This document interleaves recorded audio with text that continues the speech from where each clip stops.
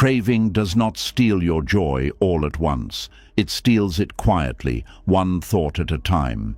It tells you the life you have is not enough yet.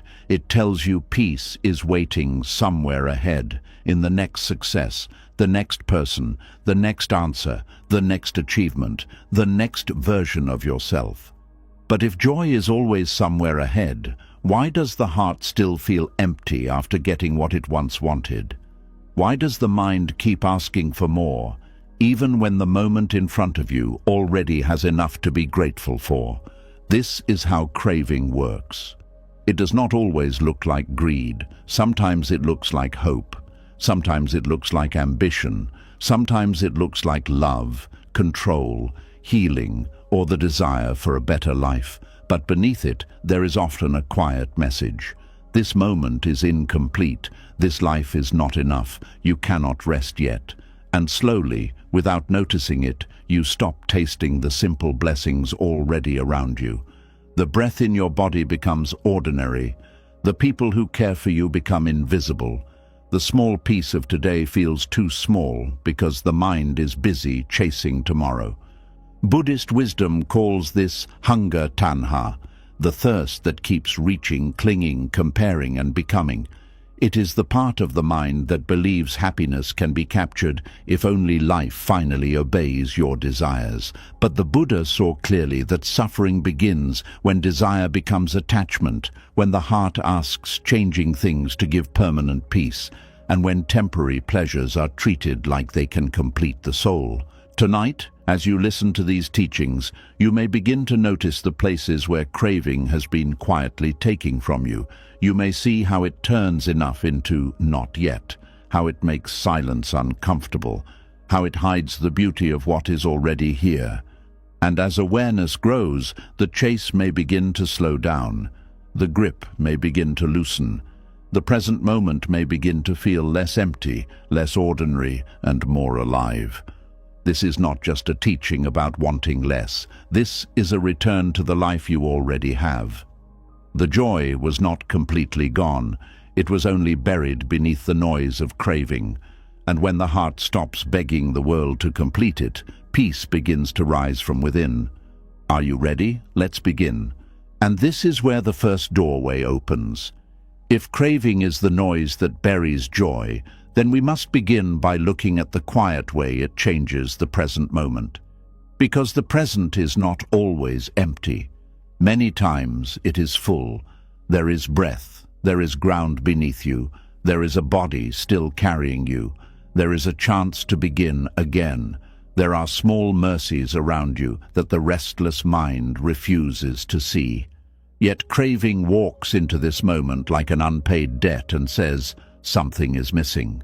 It does not ask whether life is truly empty. It simply convinces the heart that it cannot be complete until something else arrives. This is the strange power of tanha, the craving the Buddha spoke about. It makes a full moment feel unfinished. It makes a simple day feel like a problem. It makes a peaceful room feel lonely, not because the room has no peace, but because the mind has already left it. The body may be sitting here, but the heart is chasing there.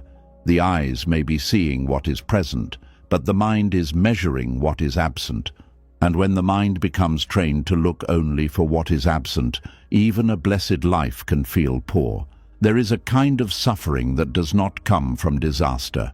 It does not come from losing everything. It comes from standing in the middle of enough and being unable to feel it. This is why craving is so difficult to notice. If your house is burning, you know you are in danger. If someone breaks your trust, you know why your heart hurts. If your body is sick, you understand the pain. But craving often hides inside normal life. It hides in the quiet thought that says, I will be happy when this changes. I will relax when I finally get there. I will feel worthy when they finally choose me. I will enjoy my life when I become more successful, more admired, more secure, more loved, more certain. At first, this sounds harmless. It even sounds motivating. But slowly, it teaches the heart to postpone joy. It trains the mind to treat the present like a waiting room. You are here, but you are not really here. You are eating, but thinking of what you do not have. You are resting, but planning what must happen next. You are with people, but comparing the love they give with the love you wish they gave.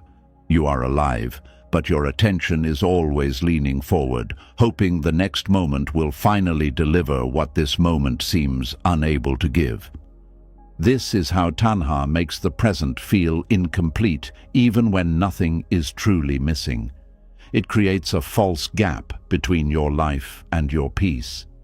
It whispers that peace is not allowed to begin yet. Not with this body, not with this amount of money, not with this relationship status, not with this past, not with this home, not with this level of success, not with this uncertainty. It keeps placing conditions on your inner freedom until your own life starts to feel like something you must escape from. But look closely. What is actually happening in the present moment before craving enters it? There may be a quiet morning. There may be air entering and leaving your lungs. There may be a chair holding your body. There may be sunlight on a wall. There may be water to drink. There may be food, however simple. There may be one person who still cares. There may be one task you can do. There may be one breath that does not need to be improved. The moment may not be perfect, but it is not empty. It is craving that arrives and says, "This is not enough." And once the mind believes that message, it stops receiving life. It begins negotiating with life. It says, "I will be grateful, but only after I get what I want. I will be calm, but only when the future is clear.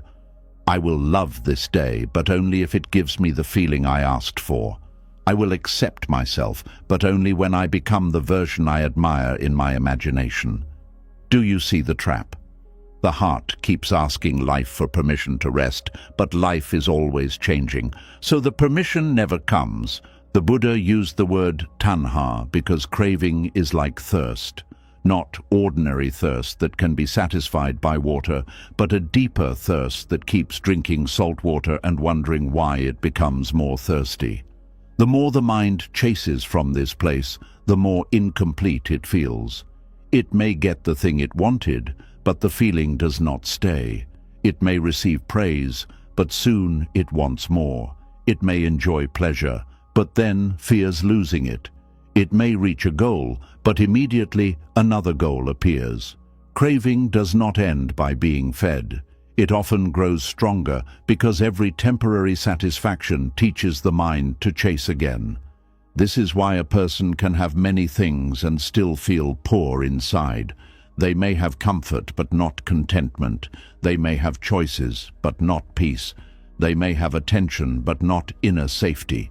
They may have success but still wake up with a quiet ache that says something is still missing. And because they do not understand tanha, they keep blaming the outside world. They think the problem is the job, the house, the partner, the money, the appearance, the recognition, the city, the past, the timing. Sometimes, yes, life does need change, but many times the deeper suffering comes from the mind's refusal to arrive where the body already is. There is a difference between wise aspiration and craving. Wise aspiration says, "I can grow while still honoring this moment." Craving says, "This moment is worthless until I become something else." Wise aspiration moves with patience. Craving moves with hunger. Wise aspiration can work, learn, love, save, heal, and improve without making today an enemy. Craving turns today into an obstacle. It tells you that the life you have now is only a problem to solve, not a place where awareness can bloom. This is why craving makes even simple blessings disappear from awareness. When the mind is thirsty for what is not here, it cannot taste what is here. A meal becomes ordinary because it is not the exact meal you wanted. A home becomes disappointing because it is not the dream home. A friend's kindness becomes too small because it is not the love of the person you crave. A peaceful day becomes boring because it is not exciting enough. A small achievement becomes meaningless because it is not the big success. The blessing does not vanish, your attention leaves it. And where attention goes, life becomes real. If attention keeps resting on absence, absence becomes your world. If attention keeps resting on comparison, your life begins to look inferior. If attention keeps resting on what could go wrong, safety becomes invisible. If attention keeps resting on what you have not yet become, your present self begins to feel unacceptable. This is why mindfulness is so important in Buddhist wisdom. Mindfulness brings attention back from the dream of elsewhere. It helps you notice that the mind has been painting lack over a moment that was not lacking. There are people who cannot enjoy a calm evening because their mind says they should be doing more. There are people who cannot enjoy love because they are afraid it is not enough love. There are people who cannot enjoy progress because it is not fast enough. There are people who cannot enjoy rest because guilt turns stillness into weakness. There are people who cannot enjoy silence because silence removes distraction and reveals the hunger underneath.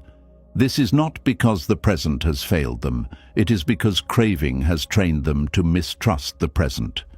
Craving often begins with a tiny movement of resistance. The mind meets the moment and says, not this feeling, not this body, not this delay, not this uncertainty, not this ordinary day, not this version of life. From that small resistance, a whole world of suffering grows. The mind starts building stories. If I had more, I would be happy. If they changed, I would be peaceful. If the past were different, I could rest. If the future were guaranteed, I could breathe. The heart becomes trapped in a life that exists mostly in thought. And this is one of the deepest ways tanha steals joy. It does not only make you want, it makes you believe that wanting is more real than living. The imagined future begins to feel more important than the real breath. The missing person begins to feel more powerful than the people still present. The dream life begins to feel more valuable than the actual day. The mind bows to what is absent and ignores what is alive. A craving mind is always reaching. It reaches for pleasure because it wants to escape discomfort. It reaches for control because it fears uncertainty. It reaches for approval because it does not feel rooted in itself. It reaches for achievement because stillness feels like failure. It reaches for love because it hopes another person can silence its inner hunger. It reaches for distraction because the present feels too bare. But beneath all these forms, the same thirst is speaking. Let something outside me complete what I have not learned to meet within. This does not mean desire itself is evil. Buddhism is not asking you to become cold, lifeless, or without dreams. The Buddha did not teach that you should stop caring. He taught that suffering grows when desire hardens into clinging. You can enjoy beauty without needing it to stay forever. You can love someone without demanding they become your source of identity. You can work toward a better future without rejecting the life you have now. You can want healing without hating the wound.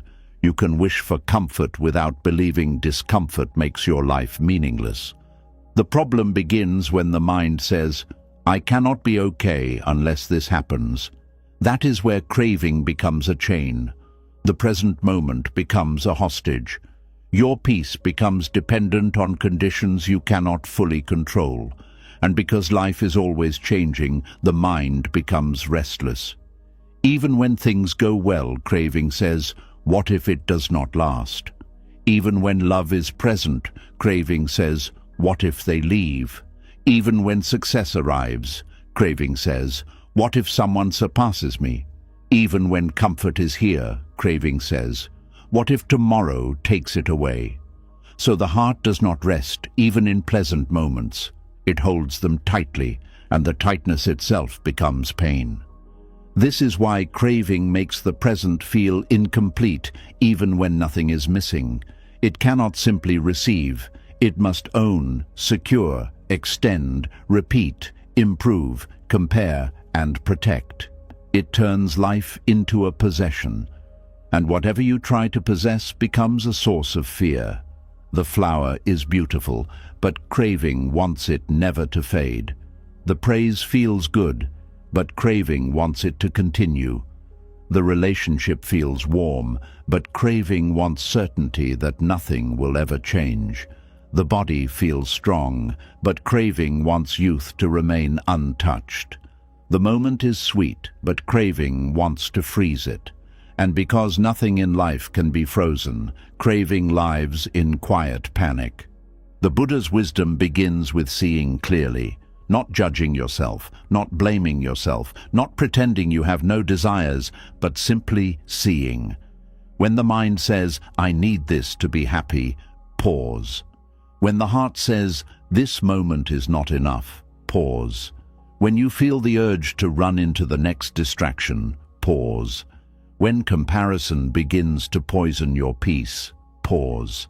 Ask gently, what is actually missing right now, and what is craving adding to this moment? Sometimes something practical is missing. Maybe you need food, safety, rest, honest communication, medical care, or wise action. Buddhism is not asking you to ignore real needs, but many times when you look closely, you may find that the present is not the enemy. The discomfort comes from the demand that the present becomes something else before you allow yourself to breathe. This kind of seeing is powerful because craving loses strength when it is noticed. Craving grows in unconsciousness. It thrives when you believe every thought it sends. It says, check again, chase again, compare again, worry again, buy again, prove again, explain again, become again. But mindfulness shines a gentle light and says, this is thirst. This is not truth. This is a wave in the mind. I do not have to obey it. The more you practice this, the more you begin to feel the difference between a real need and a restless hunger. A real need brings clarity. Restless hunger brings pressure. A real need can be met with wisdom. Restless hunger keeps changing its object. Today it wants one thing. Tomorrow it wants another.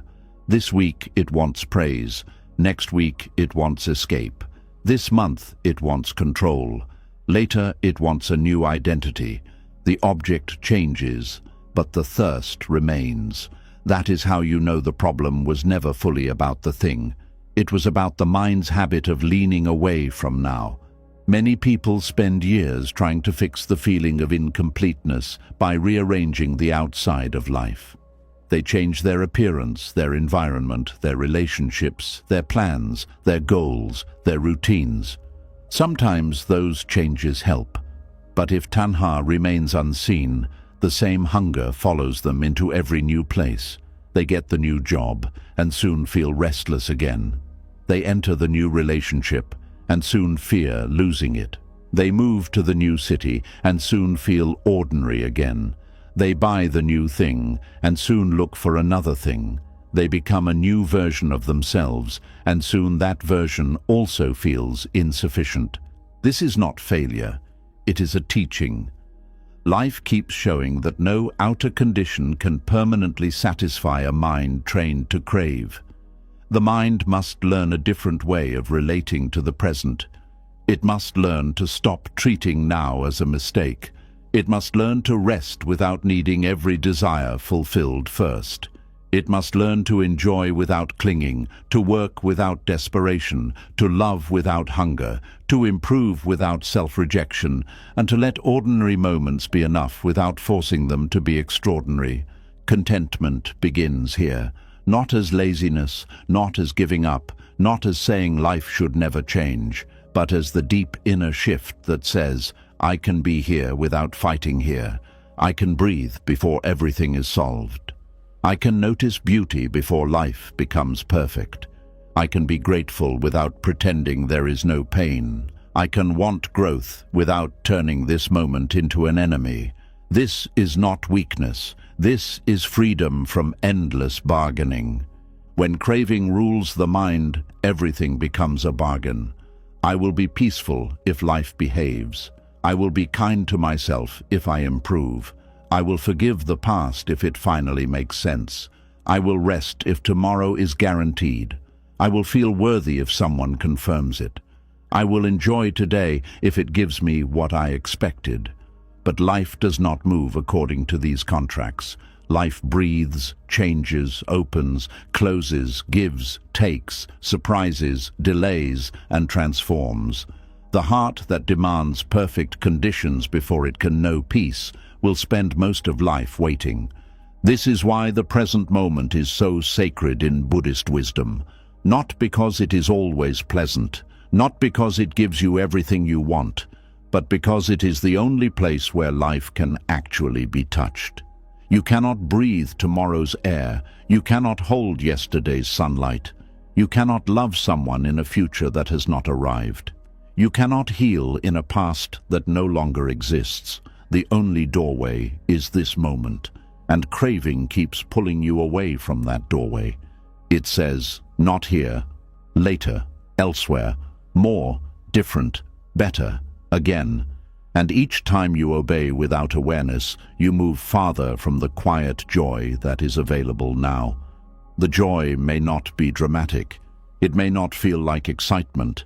It may not impress anyone. It may be as simple as a deep breath after a long day, a cup of tea, clean water, a small laugh, a quiet prayer, the warmth of sunlight, the relief of being forgiven, the strength to keep going, the chance to start over. Craving dismisses these because they do not satisfy the ego's hunger for something bigger. But the awakened heart knows that peace often returns through small doors. The present feels incomplete when the mind measures it against fantasy. Fantasy is easy to love because it asks nothing from you. It has no boredom, no responsibility, no uncertainty, no aging, no disagreement, no delay. The imagined life seems perfect because it has not yet been touched by reality. But real life is textured. It includes both beauty and discomfort. It includes dishes to wash, messages unanswered, bodies that get tired, relationships that require patience, plans that change, mornings that feel heavy, and blessings that arrive quietly. Craving rejects this texture because it wants a smooth life without friction. But wisdom learns how to meet life as it is. The mind says, if nothing is missing, why do I still feel uneasy? And Buddhist wisdom would answer, because uneasiness does not always mean something is missing outside you. Sometimes it means the mind has not learned how to stop reaching. A hand that has been clenched for years may feel strange when it opens. A heart used to chasing may feel lost when asked to rest. Silence may feel empty at first, not because it has no peace, but because you are used to noise. Contentment may feel unfamiliar, not because it is wrong, but because craving has been your habit for so long. This is why practice matters. You do not defeat craving with one thought. You learn to see it again and again. You notice it while eating, when the mind rushes instead of tasting. You notice it while resting, when guilt says you should be doing more. You notice it while scrolling, when comparison begins to make your life look small. You notice it in relationships, when affection becomes demand. You notice it in ambition, when growth becomes self-hatred. You notice it in sadness, when the mind wants pain to disappear immediately instead of being held with compassion. Each moment of noticing is a moment of freedom. You may still feel the craving, but you are no longer completely owned by it.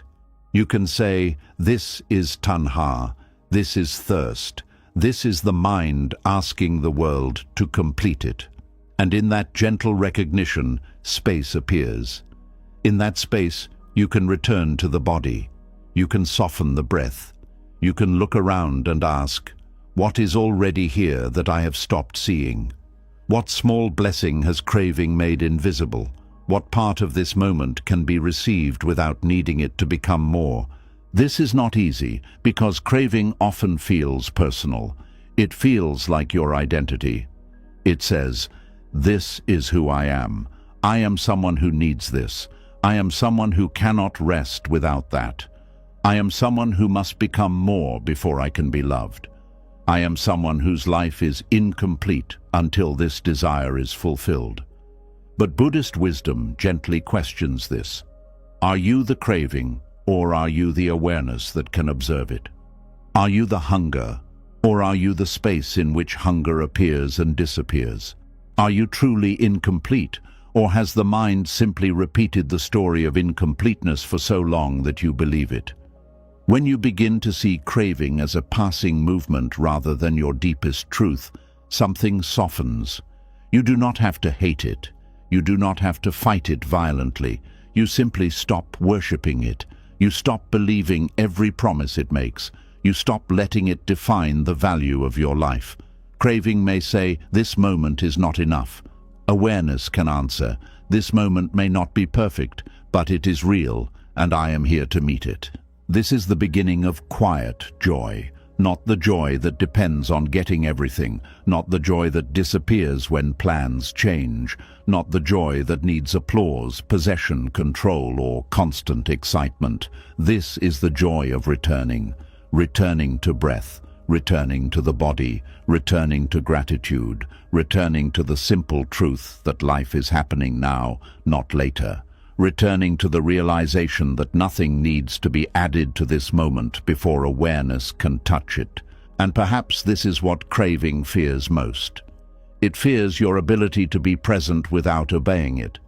Because when you discover that you can breathe now, it loses power. When you discover that you can feel gratitude before everything is fixed, it loses power. When you discover that ordinary moments can nourish you, it loses power. When you discover that peace can begin inside, even while life remains unfinished, it loses power. The present moment does not become complete because it gives you every desire. It becomes complete when you stop demanding that it become another moment before you accept it. A flower is complete even though it will fade.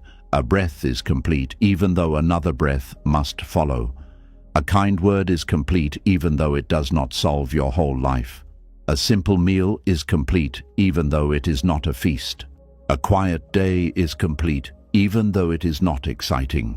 Your life in this very moment may still be growing, healing, changing, and unfolding, but it does not have to be rejected while it is doing so. This is the wisdom Tanha hides from you. It tells you that joy belongs to the future, but the future never arrives as the future. It always arrives as now. So if the mind cannot learn to receive now, it will not receive tomorrow when tomorrow comes. It will only turn tomorrow into another doorway toward later. That is the endless chase. That is the wheel of thirst. That is how a whole life can pass while the heart keeps saying, "Not yet." So begin gently.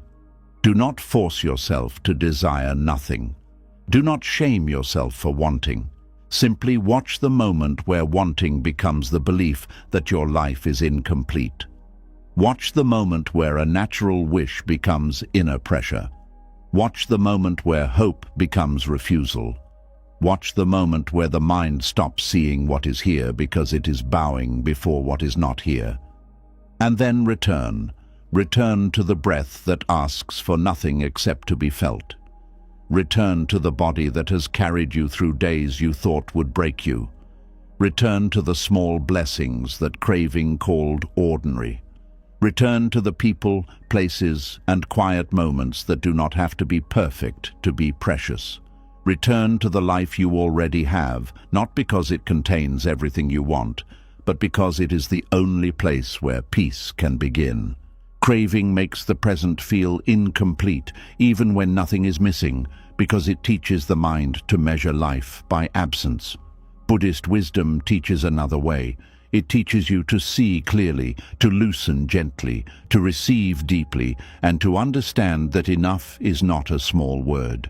Enough is the place where the heart stops running. Enough is the moment you stop asking life to prove it is worthy of your attention. Enough is the quiet opening where joy returns, not because the world finally gave you everything, but because you finally came back to what was already here.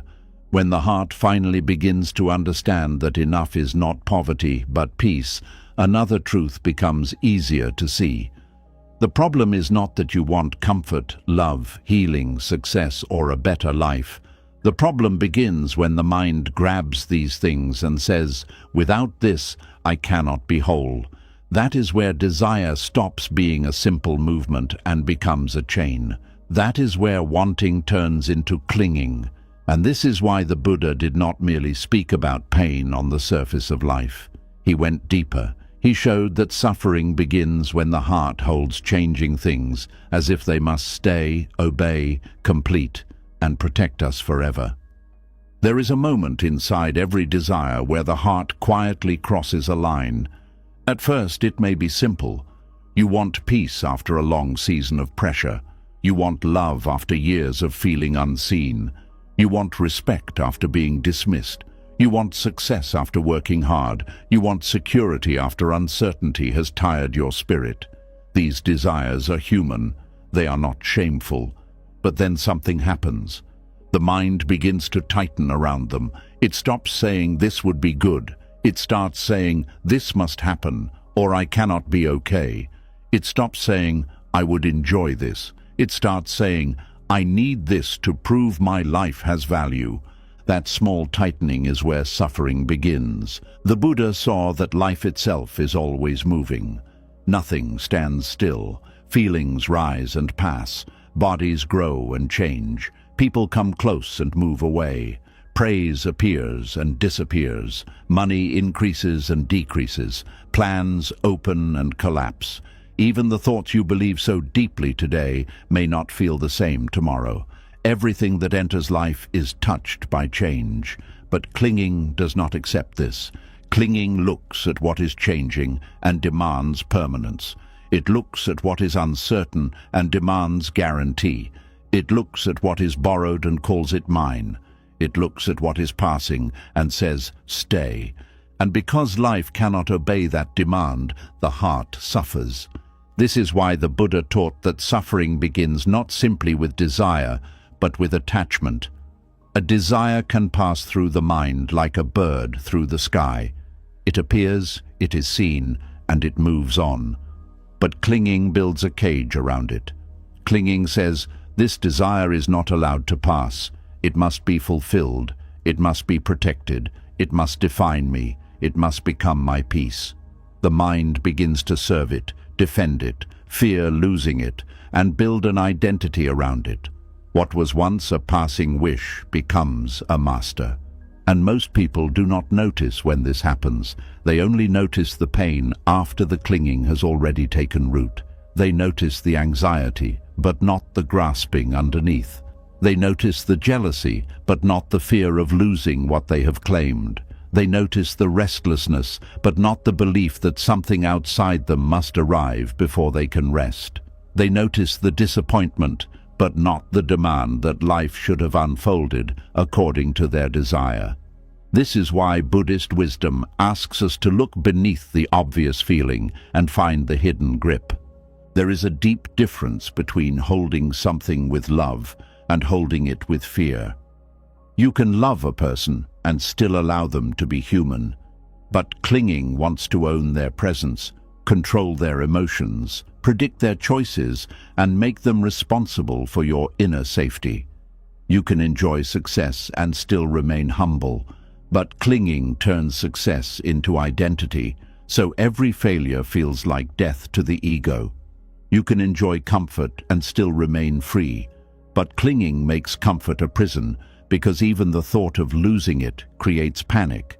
You can appreciate beauty and still understand change, but clinging tries to freeze beauty and becomes bitter when time refuses. This is why desire becomes suffering when it forgets impermanence. The mind says, "I want this." Clinging adds, and it must not change. The mind says, "I enjoy this feeling." Clinging adds, and it must never leave. The mind says, "I love this person." Clinging adds, and they must always make me feel secure. The mind says, I have achieved something. Clinging adds, and now I must never fall, never be ignored, never be ordinary again. The original desire may be small, but clinging turns it into pressure, and pressure destroys peace. Look at how this works in everyday life. Someone receives a kind message, and for a moment the heart feels warm. But then clinging enters and says, why did they not write more? Will they keep caring? What if they stop? What did they mean by that one word? Suddenly, what could have been received as a simple kindness becomes a source of anxiety. The suffering did not come from the message. It came from the mind trying to own the feeling the message created. Someone earns praise for their work. For a moment there is joy. But then clinging says, now I must always be praised. I must not disappoint anyone. I must keep this image alive. What if next time they do not admire me? What if someone else does better? The praise becomes heavy because the mind has turned it into identity. The suffering did not come from being appreciated. It came from clinging to appreciation as proof of worth. Someone experiences a peaceful season after a long struggle.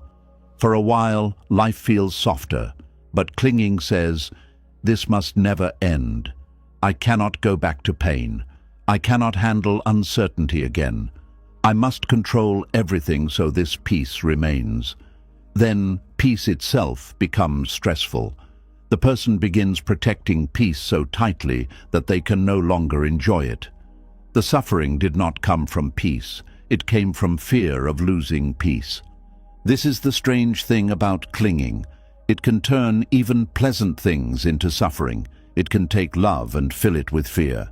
It can take success and fill it with pressure. It can take comfort and fill it with worry. It can take beauty and fill it with insecurity. It can take a happy moment and fill it with the question, how long will this last? Clinging does not know how to receive. It only knows how to grasp. The Buddha's teaching is not asking you to become empty of care. It is not asking you to live without warmth, effort, dreams, or affection. It is asking you to stop mistaking possession for peace. Many people think they are suffering because life has not given them enough. But often they are suffering because the mind is gripping too tightly what life has already given, or gripping too tightly what life has not yet given. Either way, the heart is not free. When desire is light, it can move naturally. You can want something, work toward it, and still breathe. You can hope, but you are not destroyed if the answer changes. You can love, but you do not turn another person into your oxygen. You can plan, but you do not collapse when life takes a different path.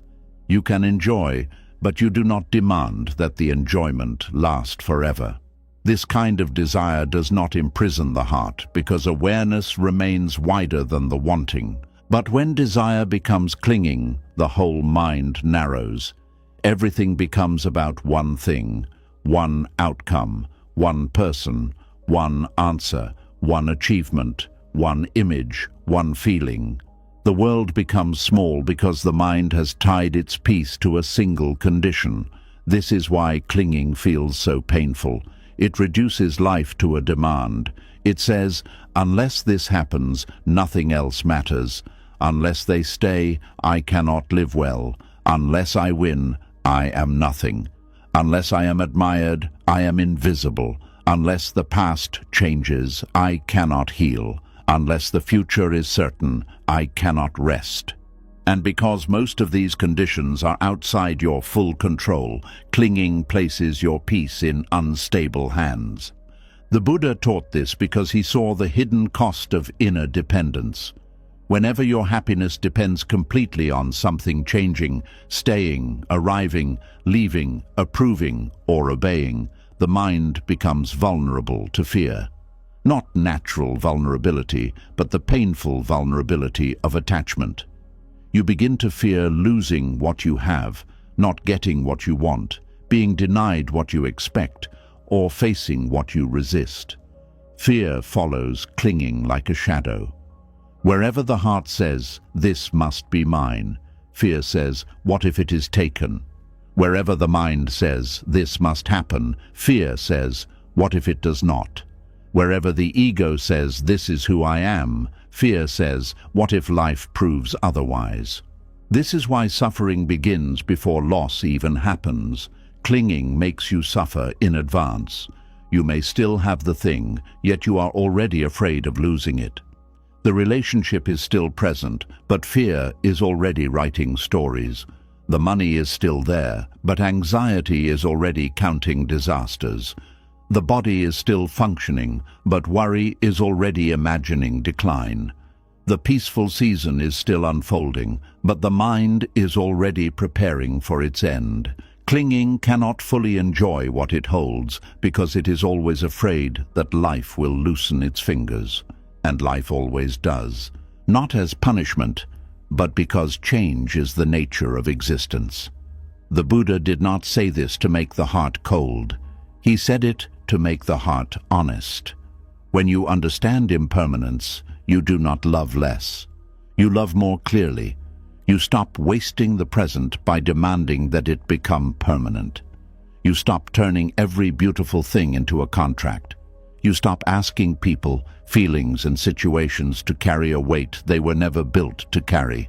You learn to meet life with tenderness, not ownership. Think of holding water in your hands. If your palms are open, you can feel the coolness. You can receive it. But if you squeeze tightly, the water slips away faster. Clinging is like that.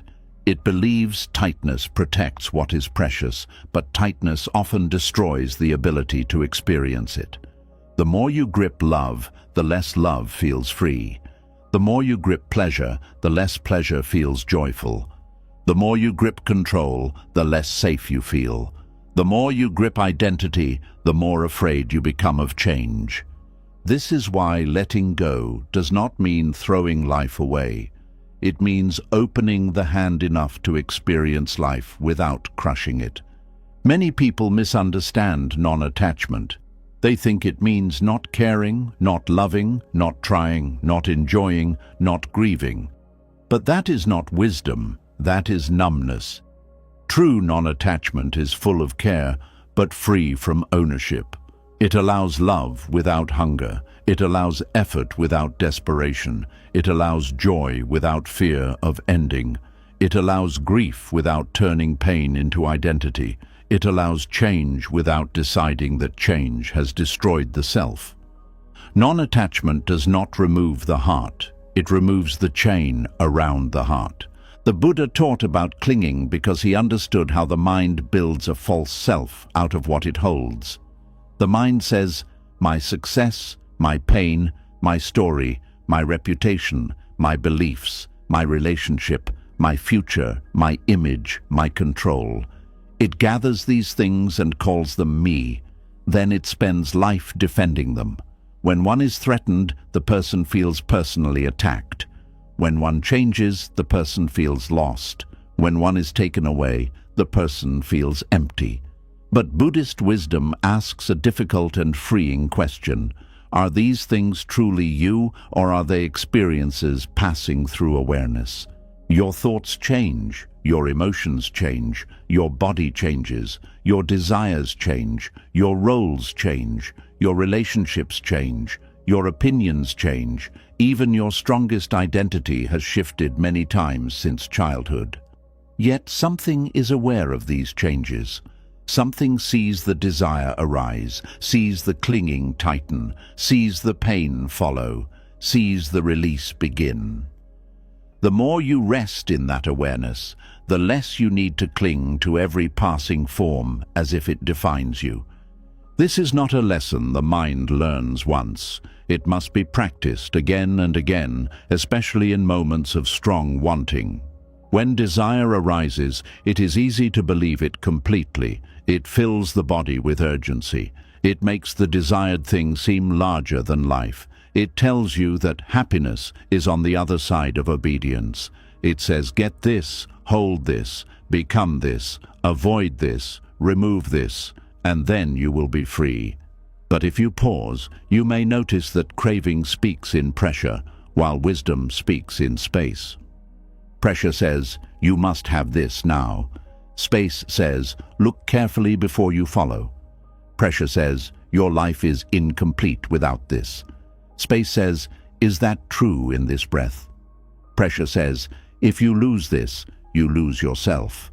Space says, you have survived many changes before. Pressure says, cling tighter. Space says, soften and see. This pause is where freedom begins, not because desire disappears immediately, but because you are no longer blindly dragged by it. You can feel the wanting without becoming its servant. You can notice the tightening without feeding it.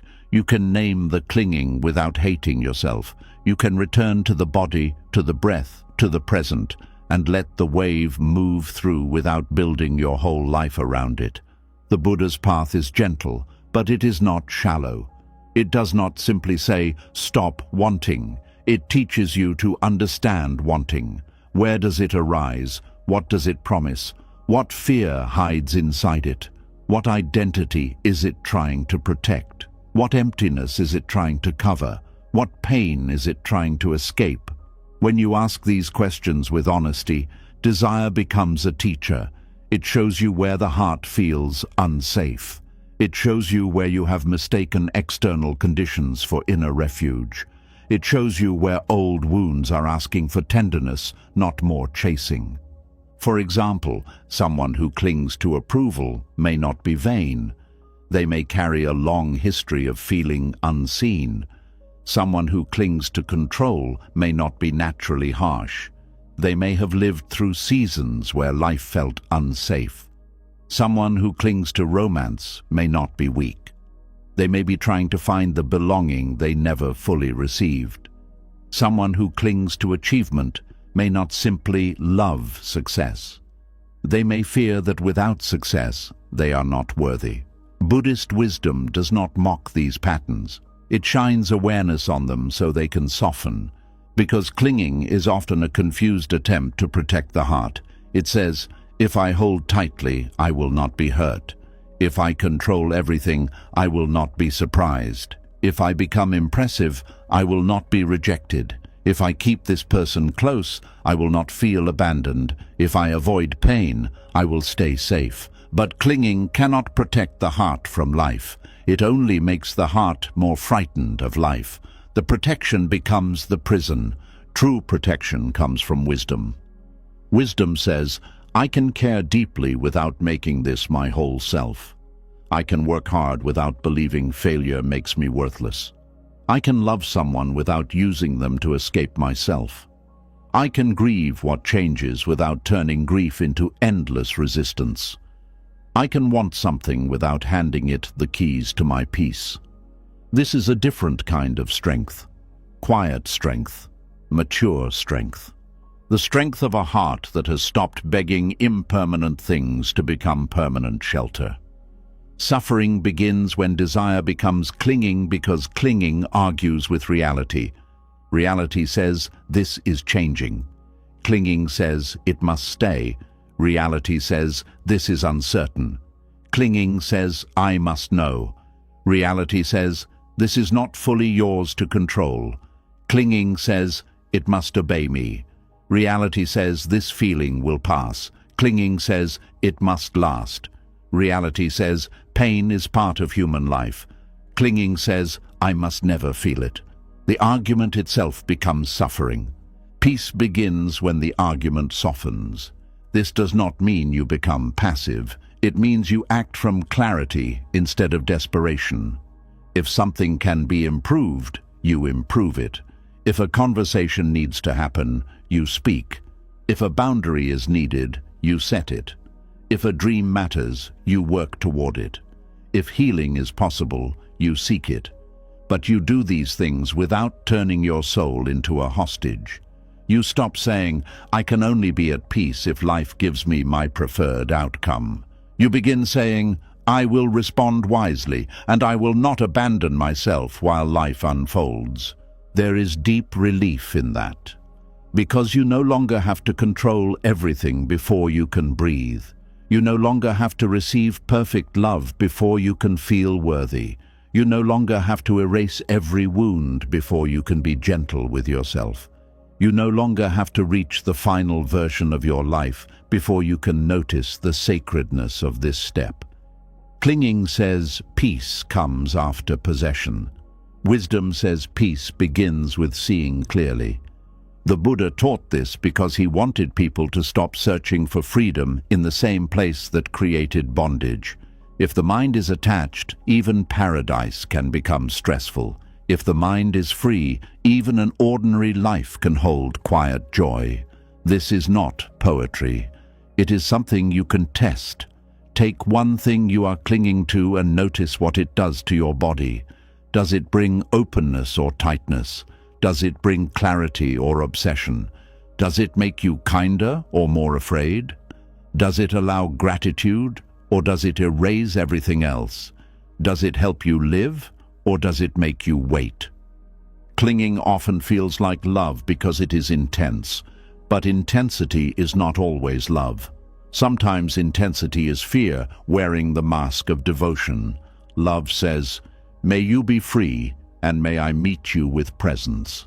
Clinging says, "You must make me feel safe." Love says, "I value this moment with you." Clinging says, "Promise me this will never change." Love says, "I will care with honesty." Clinging says, "I will panic if I cannot possess." Love breathes. Clinging suffocates. Clinging often feels like ambition because it pushes hard. But not all pushing is purpose. Purpose can be steady. Purpose can be patient. Purpose can honor the present while moving forward. Clinging turns ambition into self-punishment. It says, "Until I achieve, I am behind. Until I rise, I am nothing. Until I am admired, I am unseen." This kind of ambition may build outer results, but it often destroys inner rest. The Buddha was pointing to this hidden cost. What is the use of gaining the world if the mind becomes a place of endless hunger? Clinging also hides inside pain. Sometimes people cling not only to pleasure, but to suffering. They cling to old stories because those stories explain who they are. They cling to resentment because it feels like power. They cling to regret because it feels like loyalty to what was lost. They cling to guilt because they believe punishment proves they care. They cling to wounds because healing would require meeting an unknown self. This kind of clinging is subtle but heavy. It makes pain last longer than the event itself. The Buddha's teaching does not deny pain. It does not say loss does not hurt. It does not say disappointment is nothing. It does not ask you to smile at every wound. It simply shows that pain becomes heavier when the mind wraps identity around it. A painful feeling may arise naturally, but clinging says, "This pain is me. This pain is mine forever. This pain must never change. This pain proves life is against me." Then suffering deepens. The wound becomes a home. Letting go begins when you stop building a self out of what hurt you, what pleased you, what praised you, what rejected you, what you gained and what you lost. You begin to see experiences as experiences. Important, yes. Meaningful, yes. Sometimes painful, yes. But not the whole of you. This seeing gives the heart room to heal. It does not erase memory. It removes the chain.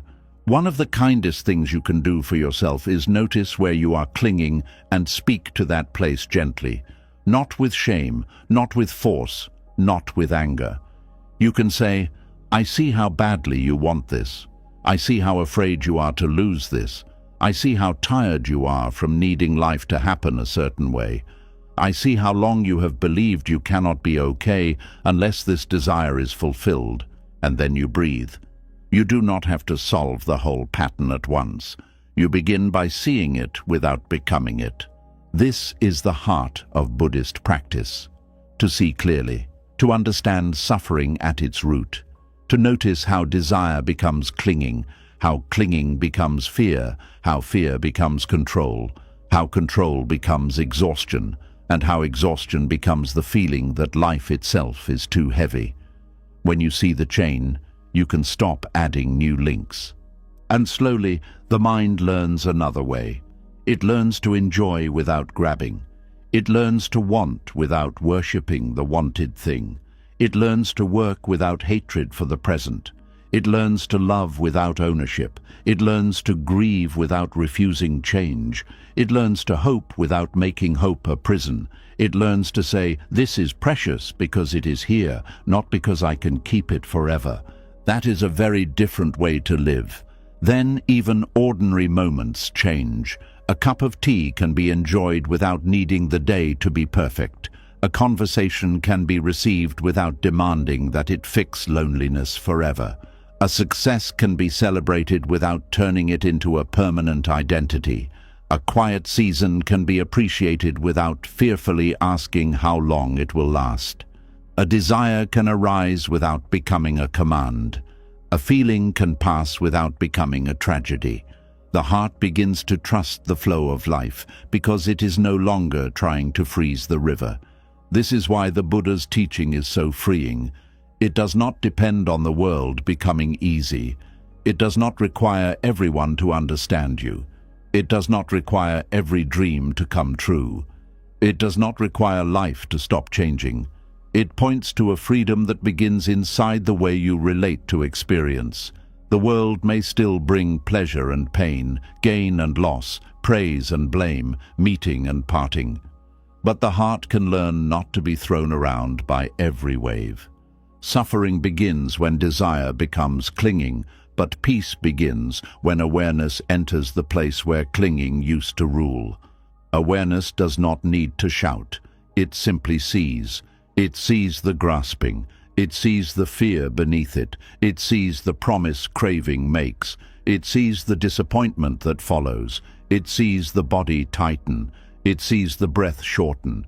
It sees the mind narrow. And through seeing, it creates space. Through space there is choice. Through choice there is freedom. So, when desire rises, do not rush to obey it, and do not rush to hate it. Sit with it long enough to understand it. Ask what it is asking from the world. Ask what it believes you cannot be without. Ask what fear makes it so urgent. Ask whether it is guiding you with wisdom or dragging you with thirst. Then return to the present. Feel the breath. Feel the body. Feel the life that is still here before the desire is fulfilled. Because this is the truth. Craving does not want you to know. You can be alive before you get what you want. You can be worthy before someone chooses you. You can be peaceful before everything is certain. You can be grateful before life becomes perfect. You can move forward without rejecting where you stand. You can love deeply without turning love into a cage. You can desire gently without letting desire become your master. The Buddha taught that suffering begins when desire becomes clinging, because clinging takes the open heart and turns it into a fist. It takes the flowing nature of life and tries to make it solid. It takes temporary things and asks them to become permanent refuge. It takes simple wanting and turns it into fear, identity, pressure, and dependence. But the same teaching also gives the way out. Open the fist. See clearly. Hold lightly. Let the breath return. Let life move. Let joy come without needing to own it. Let pain pass without needing to become it. Let desire rise and fall inside awareness without handing it the throne of your heart. And as the grip loosens, something beautiful begins. The present does not need to be forced into perfection. People do not need to become possessions. Pleasure does not need to last forever to be meaningful. Loss does not need to destroy the self. Wanting does not need to become suffering. Life can be touched, loved, received, and released. This is not the end of desire. It is the end of being ruled by desire. And in that freedom, the heart discovers a peace that clinging could never give. And once you see that impermanent pleasures are only passing lights, not the sun within you, a deeper question begins to rise. If pleasure keeps passing, if success keeps fading, if praise keeps losing its sweetness, if one desire keeps being replaced by another, why does the mind continue to chase? Why does it keep reaching for new forms, new feelings, new people, new places, new outcomes, new versions of life, yet still return to the same quiet restlessness? Why does the heart get what it wanted and still begin looking for the next thing almost immediately? This is where the hidden pattern of craving becomes easier to see. The mind does not chase because the next thing is always meaningful. Many times it chases because stillness feels unbearable. It chases because silence exposes the hunger underneath. It chases because the present moment asks for presence, and presence can feel difficult for a mind trained to escape. It chases because it has learned to confuse movement with healing, excitement with joy, and change with freedom. There is a tiredness that comes from working too much, and there is another tiredness that comes from wanting too much. The second one is harder to explain because you may not be doing anything with your body, yet inside, the mind is running. It runs toward the future. It runs away from discomfort. It runs into memories. It runs into fantasies. It runs into comparison. It runs into planning. It runs into fear. It runs into the next possible solution. And because it is always running, even rest does not feel restful. This is why a person can sit quietly and still feel exhausted. The body may be still, but the mind is shopping for another life. It looks at this moment and says, not enough. It looks at this body and says, not enough. It looks at this relationship, this work, this home, this progress, this amount of money, this season of life, and says, not enough. Then it begins searching for new forms. A form can be anything the mind turns into an object of hope, a new possession, a new body, a new face, a new relationship, a new identity, a new title, a new room, a new city, a new routine, a new spiritual idea, a new plan, a new dream. The mind says, if I can get this form, maybe the ache will end, and for a little while the form may bring excitement, it may bring relief, it may bring freshness, it may give the mind something to hold. But soon the freshness becomes familiar. The new becomes normal. The shine becomes ordinary. Then the mind says again, something else is missing. This is not because the form was always useless. It is because craving placed a burden on it that no form can carry. A new thing can decorate life, but it cannot end inner thirst. A new place can change your surroundings, but it cannot automatically quiet the mind that follows you there. A new person can bring warmth, but they cannot become the permanent cure for loneliness. A new achievement can open doors, but it cannot erase the habit of feeling incomplete. A new identity can feel powerful, but if it is built on craving, it will soon demand protection. The mind also chases feelings. Sometimes it wants the feeling of being desired, sometimes the feeling of being admired, sometimes the feeling of being safe, sometimes the feeling of being important, sometimes the feeling of being free, sometimes the feeling of being in control, sometimes the feeling of being above pain. It may not even want the object itself, it wants the feeling the object seems to promise. This is why someone may keep changing what they chase. Yet the emotional hunger remains the same. A person may think they want money, but beneath that, they may want the feeling of security. Another may think they want fame, but beneath that, they may want the feeling of being finally seen. Another may think they want a perfect relationship, but beneath that, they may want the feeling of never being abandoned. Another may think they want constant activity, but beneath that, they may want the feeling of not having to meet themselves. The surface desire changes, but the deeper thirst continues. The Buddha's wisdom helps us look beneath the surface. It asks us not only what we are chasing, but what feeling we hope the chase will give us. Because if we do not understand the feeling we are seeking, we will keep mistaking objects for answers. We will keep thinking the next form is the solution, when really the mind is trying to escape an inner wound, an old fear, or a deep discomfort with the present. This is why the mind keeps chasing new outcomes. Outcomes seem powerful because they belong to the future, and the future is easy to decorate. The mind can place all its hopes there. It can say, when this happens, I will be calm. When this person changes, I will be okay. When I reach that level, I will stop feeling behind. When I become successful, I will stop doubting myself. When the answer arrives, I will stop worrying.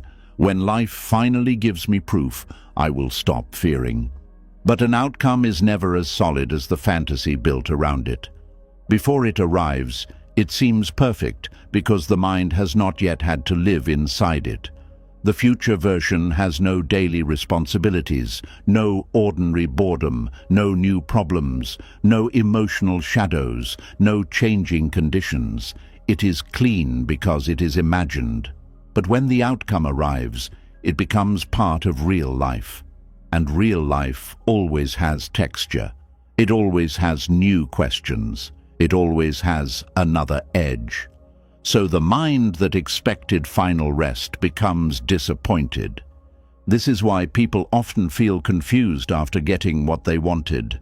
They thought arrival would end the chase.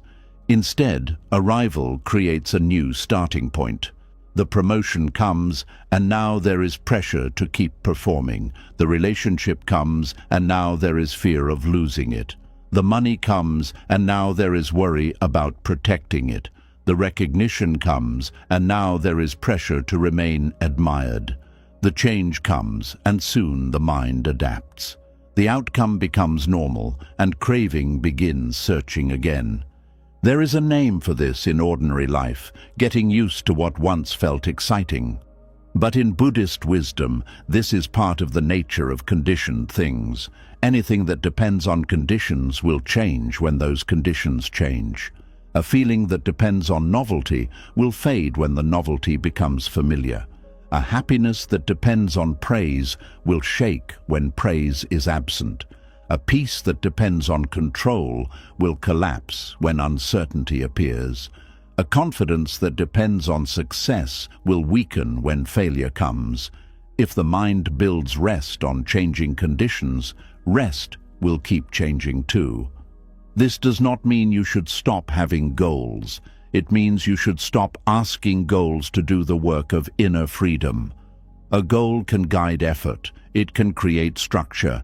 It can help you grow. It can support your life. But if you believe a goal will finally make you complete, the goal becomes another form of craving. And even if you achieve it, the mind may simply ask, what next? This question is not always healthy ambition. Sometimes it is the sound of a heart that does not know how to arrive. To arrive does not mean your life is finished. It means your awareness is no longer absent from where you are. You can still grow, but you are not running away from yourself. You can still work, but you are not using work to prove your worth. You can still love, but you are not using love to avoid inner emptiness.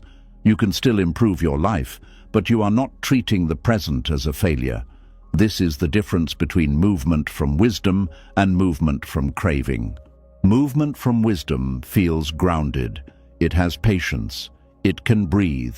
It knows why it is moving. It can accept delay without turning delay into despair. It can receive progress without becoming arrogant. It can change direction without feeling destroyed. Movement from craving feels tight. It carries panic. It says, I must get there quickly or I am nothing. It cannot enjoy the path because the path is only valuable if it gives the desired result. It cannot tolerate uncertainty because uncertainty threatens the promise it has made to itself. The mind keeps chasing because it believes rest is located outside itself. This belief is ancient and deeply rooted. From childhood, many people learn that peace comes when someone approves, when danger leaves, when needs are met, when pain stops, when they perform well, when they are chosen, when they receive attention. Some of this is natural. A child needs care from outside. But as the person grows, the mind may continue searching outside for the inner safety it never fully developed. It may keep asking the world to become a parent, a shield, a mirror, a savior, a guarantee. Then every desire becomes heavier than it needs to be. The person does not simply want love. They want love to prove they are not abandoned. They do not simply want success. They want success to prove they are not worthless. They do not simply want comfort. They want comfort to prove they are safe forever. They do not simply want praise. They want praise to silence shame. They do not simply want change. They want change to erase the pain of being present with themselves. This is why chasing can feel so urgent. It is not always about the thing. It is about the meaning the mind attaches to the thing. If I get this, I am safe. If I get this, I am enough. If I get this, I am loved. If I get this, I have not wasted my life. If I get this, the past will hurt less. If I get this, I can finally stop running. But the thing cannot hold all that meaning. So when it arrives and fails to save the heart completely, the mind feels betrayed and begins searching for another form. Craving also survives by changing its face. If one object disappoints, craving does not admit defeat. It says, "That was not the right one. Try again. Try something bigger. Try something newer. Try something more exciting. Try someone different. Try a better version of the same thing." This is how the chase continues. The mind rarely questions the chasing itself. It only questions the object. It says, "I need a different pleasure, a different outcome, a different identity, a different place." But Buddhist wisdom gently asks, what if the deeper issue is not the object, but the restless thirst behind the object? This question can be uncomfortable because the chase often gives life a sense of drama. It gives the ego a story. It says, "I am becoming. I am almost there. I am close to happiness. I am one step away from peace." Without this chase, the mind may fear emptiness. It may ask, who am I if I am not trying to get somewhere? Who am I if I am not waiting for something to complete me? Who am I if I stop proving, pleasing, chasing, comparing, fixing, and becoming? That fear keeps many people busy. But busyness is not the same as aliveness. A person can be very busy and deeply asleep inside. They can chase one outcome after another without ever asking whether the chase is making them wiser, kinder, freer, or more awake. The Buddha was not impressed by movement alone. He pointed toward right effort, the kind of effort that reduces suffering, not the kind that decorates craving. Right effort does not feed the fire of endless wanting. It gently trains the mind to abandon what harms, cultivate what heals, and return to awareness. The mind keeps chasing feelings because it does not understand feelings. It treats them as commands. If desire arises, it obeys. If boredom arises, it escapes. If sadness arises, it distracts. If insecurity arises, it seeks validation. If fear arises, it tries to control. If loneliness arises, it grabs for connection, even unwise connection. But a feeling is not always an instruction. Sometimes it is only weather passing through the mind. It can be felt without being followed. It can be known without being turned into action. It can rise, change, and pass inside awareness. This is one of the most freeing lessons in Buddhist practice. You do not have to chase every feeling that appears. You do not have to fix every discomfort immediately. You do not have to feed every hunger. You do not have to obey every urge. You can sit with the wanting and watch it move. You can breathe through restlessness and discover that it is not as solid as it first seemed. You can notice boredom and see that beneath it may be a fear of stillness. You can notice loneliness and meet it with compassion instead of desperation. You can notice the urge for more and ask what enough would feel like in this moment. The untrained mind believes every empty feeling must be filled from the outside. The trained mind learns that some emptiness is not a hole to fill, but a space to understand. Sometimes the quiet ache inside is asking for attention, not another object. Sometimes restlessness is asking for presence, not stimulation. Sometimes the urge to chase is a sign that the heart has not yet learned how to sit gently with itself. This is why meditation can feel difficult at first. When you sit still, the mind's chasing becomes visible. You see how quickly it reaches for thought, memory, planning, fantasy, judgment, desire, irritation, and escape. You may think meditation is creating restlessness, but often it is only revealing what was already there. The mind has been running all day. Stillness simply allows you to hear the footsteps. And when you hear them, you may finally understand why rest has felt so far away. Rest is not only lying down. Rest is not only closing the eyes. Rest is not only taking a break from work. Real rest begins when the mind stops arguing with the present.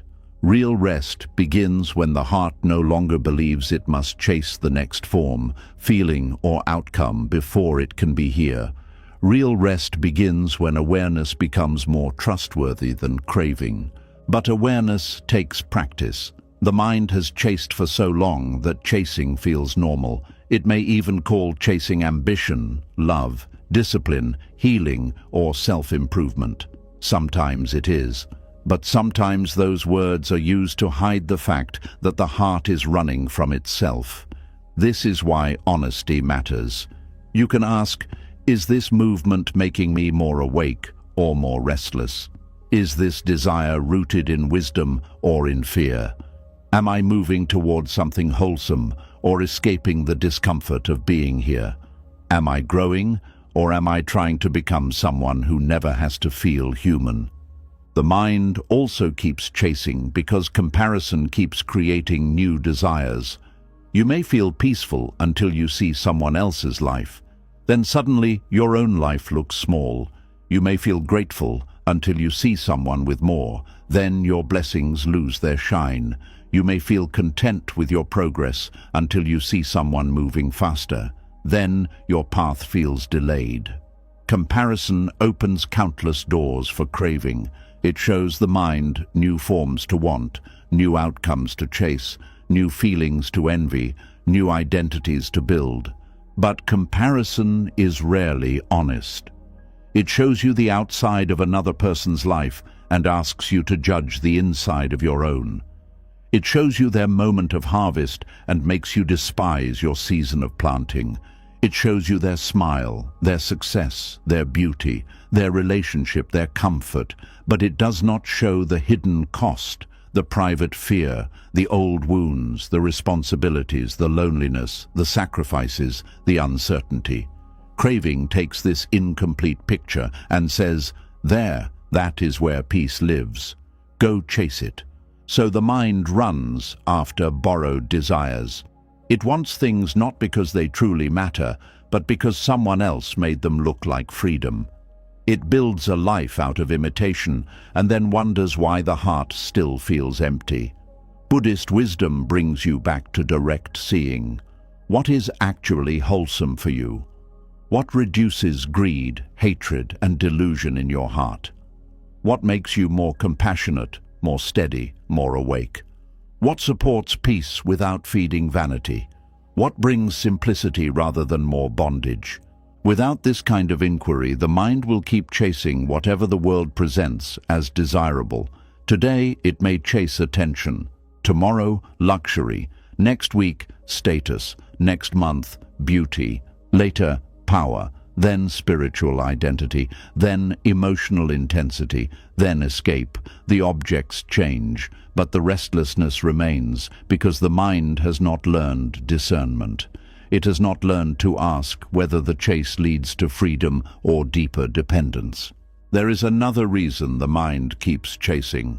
It fears ordinary life. Ordinary life can feel too quiet for a craving mind. Washing dishes, walking slowly, listening fully, eating without distraction, sitting with the breath, doing one task at a time, appreciating simple kindness. These things may appear small to a mind addicted to intensity, but in Buddhism the ordinary moment is not small.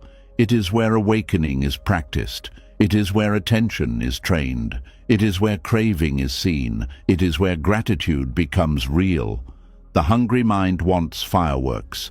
The wise heart learns to see the lamp already burning. The hungry mind wants a dramatic transformation. The wise heart notices the small release in one honest breath. The hungry mind wants a new life. The wise heart begins by fully entering this one. This does not mean your life cannot change. It means change becomes healthier when it grows from presence, not rejection. The mind keeps chasing because it believes peace will be found by adding more pleasure, more certainty, more recognition, more control, more options, more experiences, more proof, more stimulation, more becoming. But often peace begins by subtracting, less grasping, less comparison, less resistance, less self-punishment, less noise, less obedience to every craving, less belief in the thought that says, "I cannot rest yet." This subtraction is not loss, it is lightness. A room becomes peaceful not only by adding beautiful things, but by removing clutter. The heart is similar. When craving fills the heart with too many demands, even blessings have no space to land. You may be surrounded by good things and still feel nothing because the inner room is crowded with wanting. Letting go makes space for simple joy to be felt again. The chase also continues because the mind mistakes relief for freedom. When you satisfy a craving, there may be relief. The tension drops for a moment. The desire quiets. The body relaxes. The mind says, "See, this was the answer." But often what you experienced was not deep peace. It was only the temporary silence of a craving that has been fed. Soon another craving arises, then another. This is why relief can become addictive. The mind keeps creating tension and chasing release, mistaking the cycle for happiness. Freedom is different. Freedom is not needing to feed every craving before you can be calm. Freedom is being able to feel the urge without being owned by it. Freedom is knowing that a desire can be present without becoming your master. Freedom is discovering that the heart can survive an unmet want. This is powerful because much of the mind's panic comes from believing that unmet desire is unbearable. But when you sit with desire and do not immediately obey it, you learn something astonishing. It changes. It rises, peaks, softens, and passes. It was loud but not permanent. It was urgent but not always wise. Each time you see this, craving loses authority. The mind begins to understand that not every desire deserves a throne. Not every feeling deserves action. Not every outcome deserves your peace.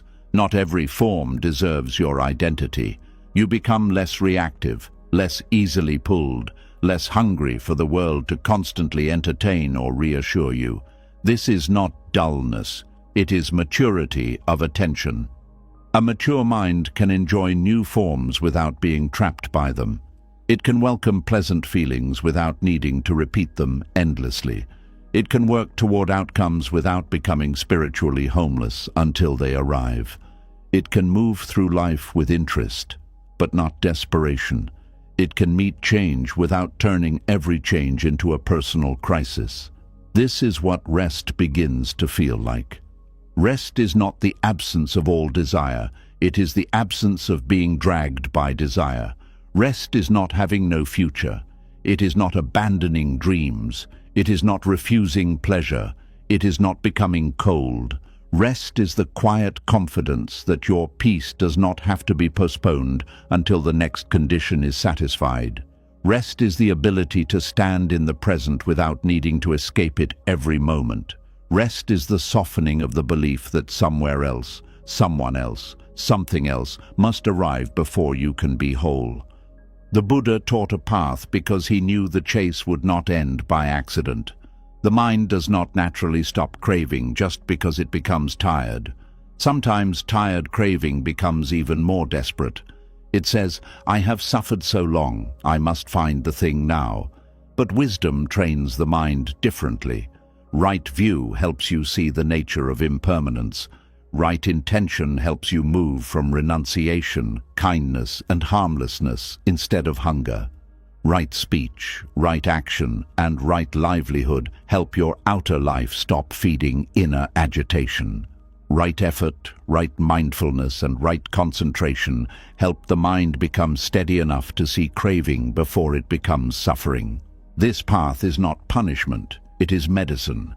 It helps the mind stop running in circles. It teaches you to notice the beginning of the chase, not only the exhaustion at the end. It teaches you to catch the thought that says, "This will complete me." It teaches you to feel the body when craving tightens. It teaches you to return to breath before the mind builds another fantasy. It teaches you to choose what nourishes instead of what only stimulates. Over time, the mind discovers a quieter happiness. Not the happiness of getting everything it wants, but the happiness of not needing to chase everything it wants.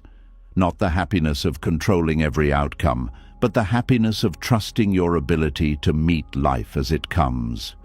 Not the happiness of constant pleasure, but the happiness of being less enslaved by pleasure. Not the happiness of becoming impressive, but the happiness of becoming sincere. And from that sincerity, life becomes more vivid. Because when the mind stops running so much, it starts seeing. It sees the face of someone speaking. It hears the sound of rain. It tastes food more slowly. It feels the body from the inside. It notices the kindness that used to pass unnoticed. It recognizes that ordinary moments are not obstacles to life. They are life. It no longer needs every moment to become dramatic before it becomes worthy of attention. This is how the chase begins to end. Not through force, but through understanding. You see that new forms become old forms. New feelings become passing feelings. New outcomes become new conditions. None of them are wrong, but none of them can give final rest to a mind that refuses to be present. Rest is not hidden in the next object. It grows when craving is understood, when attention returns, when the heart stops demanding that life constantly becomes something else.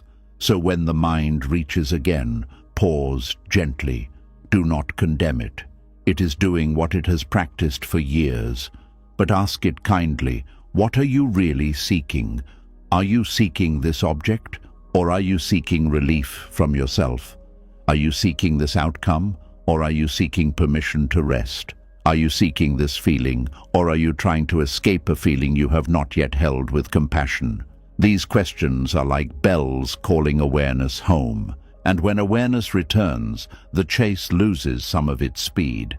You may still move forward, but now you move with eyes open.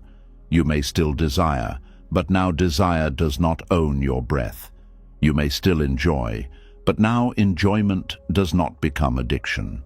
You may still plan, but now the future does not swallow the present. You may still become, but now becoming does not require rejecting who you are right now. This is the rest the hungry mind has been seeking in the wrong places.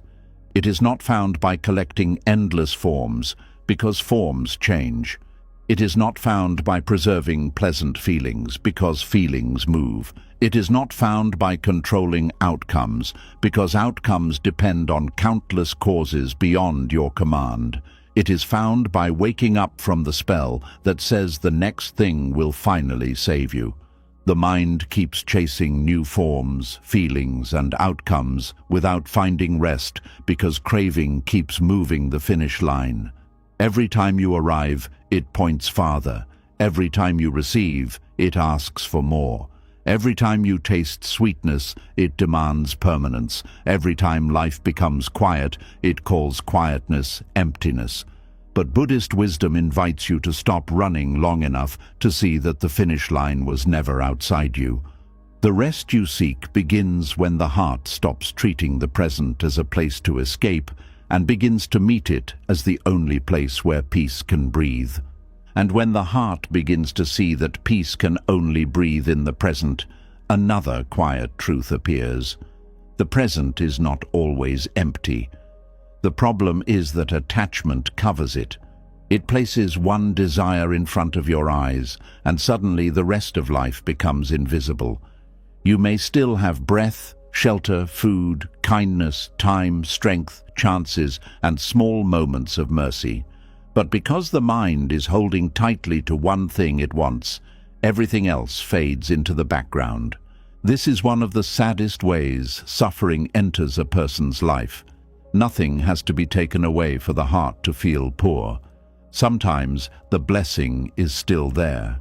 The love is still there. The body is still working. The morning is still opening. The small help is still being given. The quiet protection is still around you. But attachment makes the mind stare so hard at what it does not have that it loses the ability to notice what has not left. A person can be sitting in a safe room and still feel unsafe because the mind is attached to an outcome that has not arrived. A person can be loved by quiet people and still feel unloved because the mind is attached to one person's attention. A person can eat a simple meal and still feel deprived because the mind is attached to a richer table. A person can wake up with another day to live and still feel cheated because the mind is attached to a version of life it expected by now. This is how attachment makes blessings disappear. It does not erase them from life. It erases them from awareness. And what disappears from awareness often feels like it does not exist. This is why someone can say, "Nothing good ever happens to me," while standing inside many unnoticed good things. They do not mean to be ungrateful. They may not even be aware of what they are doing. Their attention has been captured. Attachment has taken the mind hostage and forced it to look in only one direction. It says, "Do not look at what is here. Look at what is missing. Do not feel what is supporting you. Feel what has disappointed you. Do not receive the ordinary gift. Wait for the special one." The Buddha understood that suffering grows when attention becomes trapped by craving and clinging. The mind does not see reality clearly when it is attached. It sees through hunger, and hunger changes what it sees. When the stomach is very hungry, even a small smell of food can become powerful.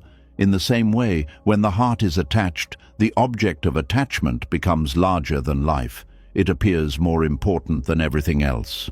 It becomes the center of the inner world. Then all other blessings become small, dull, almost unreal. This can happen with love. If someone is attached to receiving affection in one exact form, they may miss all the other ways care is being shown.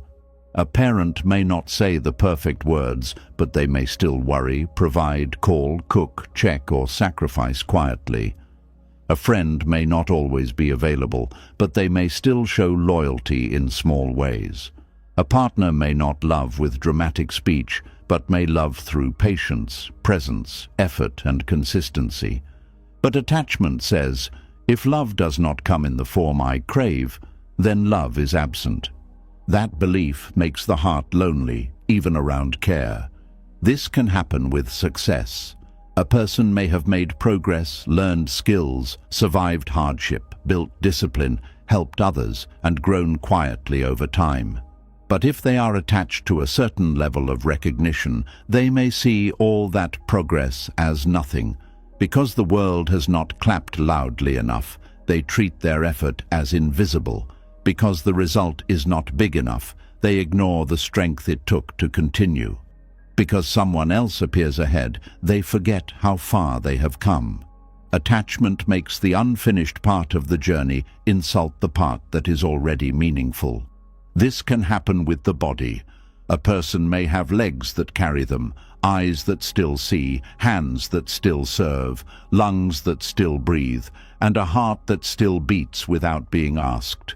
Yet, attachment to a perfect appearance, youth, strength, or comparison can make the living body feel like an enemy.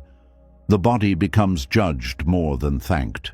Every mirror becomes a courtroom. Every change becomes a threat.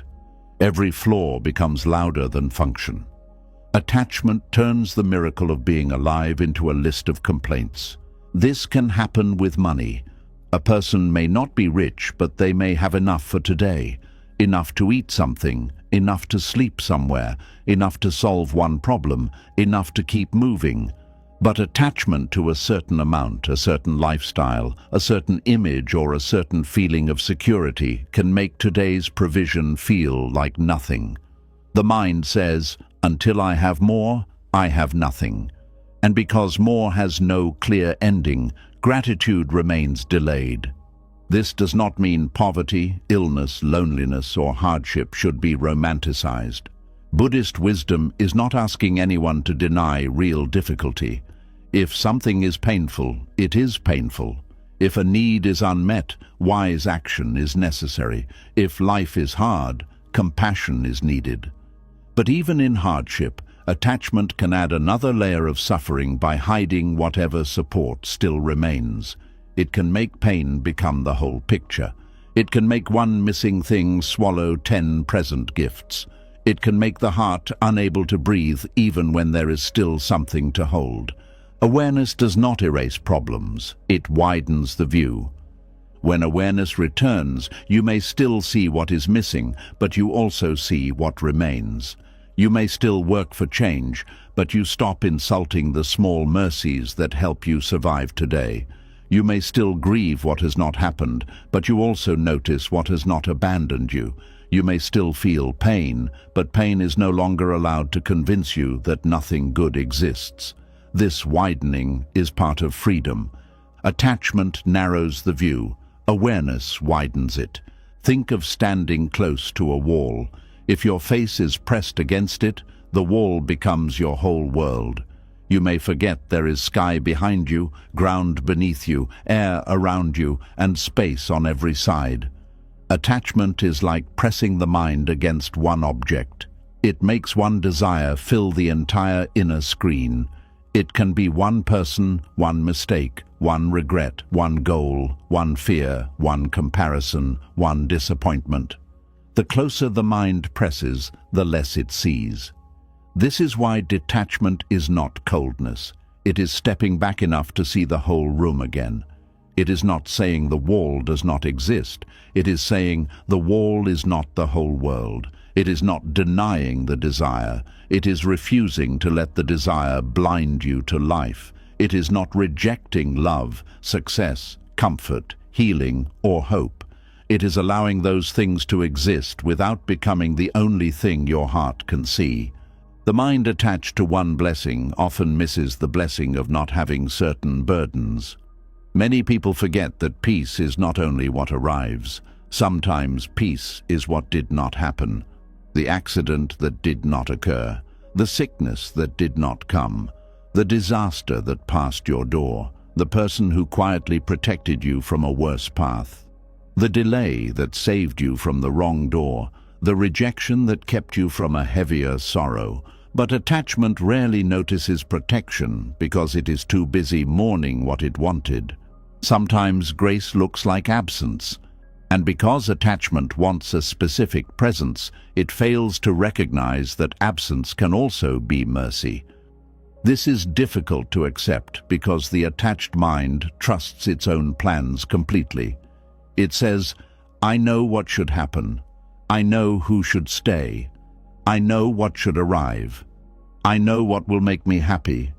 I know the exact shape of my peace. But life is larger than the mind's plan. There are things you cannot see from where you stand. There are outcomes that look disappointing now, but later reveal hidden protection. There are blessings that arrive quietly because the loud thing you wanted would have consumed you. There are doors that close because what is behind them cannot carry your spirit well. Attachment does not allow this kind of trust. It says, if life does not give me what I asked for, life is against me. Wisdom says, maybe I do not yet see the whole pattern. This does not mean every disappointment is secretly pleasant. Some losses truly hurt, some doors close and leave real grief. Some people leave and create deep silence, but even then, attachment can make healing harder by making the missing thing the only thing worth seeing. It says, because this is gone, nothing remains. Because this failed, all is ruined. Because they did not choose me, I am not loved. Because I did not get that life, this life has no value. These conclusions are not reality. They are attachment speaking through pain. The heart must be treated gently when it is attached. You cannot simply command it to be grateful. Forced gratitude can become another form of violence against the self. True gratitude grows when awareness slowly returns. It begins when you stop demanding that the mind stare only at the wound. It begins when you place one hand on the pain and still allow your eyes to notice the light. It begins when you can say, yes, something hurts, and yes, something is still supporting me. This is a mature kind of gratitude, not loud, not fake, not used to deny sorrow. It does not say, I should not feel pain because I have blessings. It says, I can feel pain without becoming blind to blessings. That is very different. One shames the heart, the other steadies it. Attachment also hides blessings by making them too familiar. The mind gets used to what is constant. The bed that once felt like comfort becomes ordinary. The person who always checks on you becomes expected. The food that appears daily becomes unnoticed. The body that carries you becomes taken for granted. The peace that remains in your home becomes invisible because it does not create drama. The mind often notices what changes, not what faithfully stays. This is why some blessings are recognized only after they disappear. People often appreciate health after sickness. They appreciate quiet after chaos. They appreciate loyalty after betrayal. They appreciate ordinary days after loss. They appreciate someone's kindness after that person stops giving it. The blessing was not absent before. Awareness was absent. Attachment to more made enough look small. Buddhist practice trains the mind to notice before loss becomes the teacher. It teaches you to look at the simple things while they are still here. Not because you are afraid of losing them, but because you understand their preciousness. The breath is common, but it is not cheap. A quiet morning is simple, but it is not meaningless. A kind person may not be exciting, but their presence is not small. A body that functions imperfectly is still carrying a life. A day without disaster is not boring, it is a form of grace. The more you practice noticing, the more life begins to feel less empty. Not because life suddenly becomes perfect, but because awareness becomes less selective in a painful way. It stops looking only for what confirms lack. It begins to see support, texture, care, beauty, and possibility. The mind becomes less like a closed fist and more like an open window. This is why mindfulness is so powerful. Mindfulness returns you to direct experience before attachment tells its story. The story says, my life is incomplete because I do not have this. Direct experience says, breathing is happening, warmth is here, sound is here, a body is here, a chance is here, a small good is here. The story says, nothing is enough. Direct experience says, this sip of water is enough for this thirst. This breath is enough for this moment. This step is enough for this path. This kindness is enough to be received. The attached mind lives inside stories. Stories about what should have happened, what someone should have done, what life should look like, what success should mean, what love should feel like, what age should bring, what the future must prove. Some stories may contain truth, but when attachment controls them, They become prisons. They repeat until the heart forgets to look at what is actually here. Mindfulness interrupts the story. It does not always answer every question. It does not solve every problem immediately. But it brings you back from the mental movie into the living moment. And in the living moment, there is often more than the story allowed you to see. Attachment also makes blessings disappear by creating entitlement. The more the mind believes something belongs to it permanently, the less wonder it feels. What is received becomes expected. What is expected becomes ignored. What is ignored becomes appreciated only when threatened. This is why attachment weakens gratitude. It turns gifts into possessions. It says, this person should be here. This comfort should continue. This support should remain. This opportunity should be mine. This day should obey me. But nothing in life is owed in the way attachment believes. Even the next breath is not personally guaranteed.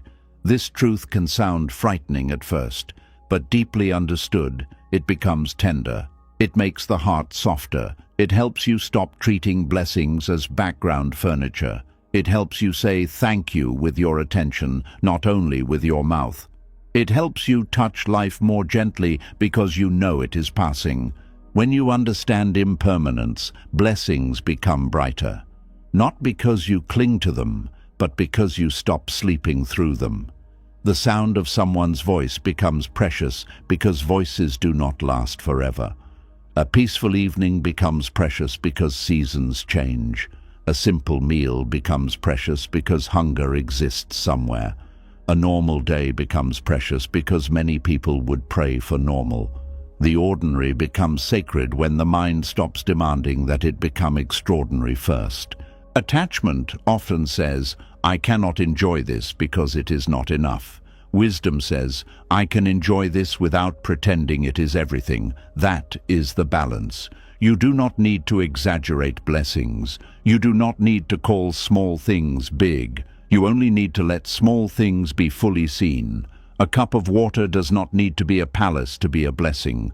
A loyal friend does not need to be perfect to be precious. A quiet day does not need to be exciting to be healing. A step forward does not need to be the final destination to be meaningful. When attachment is strong, it makes the mind impatient with small things. It wants the big answer, the dramatic change, the perfect sign, the complete healing, the final proof. It overlooks gradual growth because gradual growth does not satisfy urgency. It overlooks small kindness because small kindness does not satisfy hunger.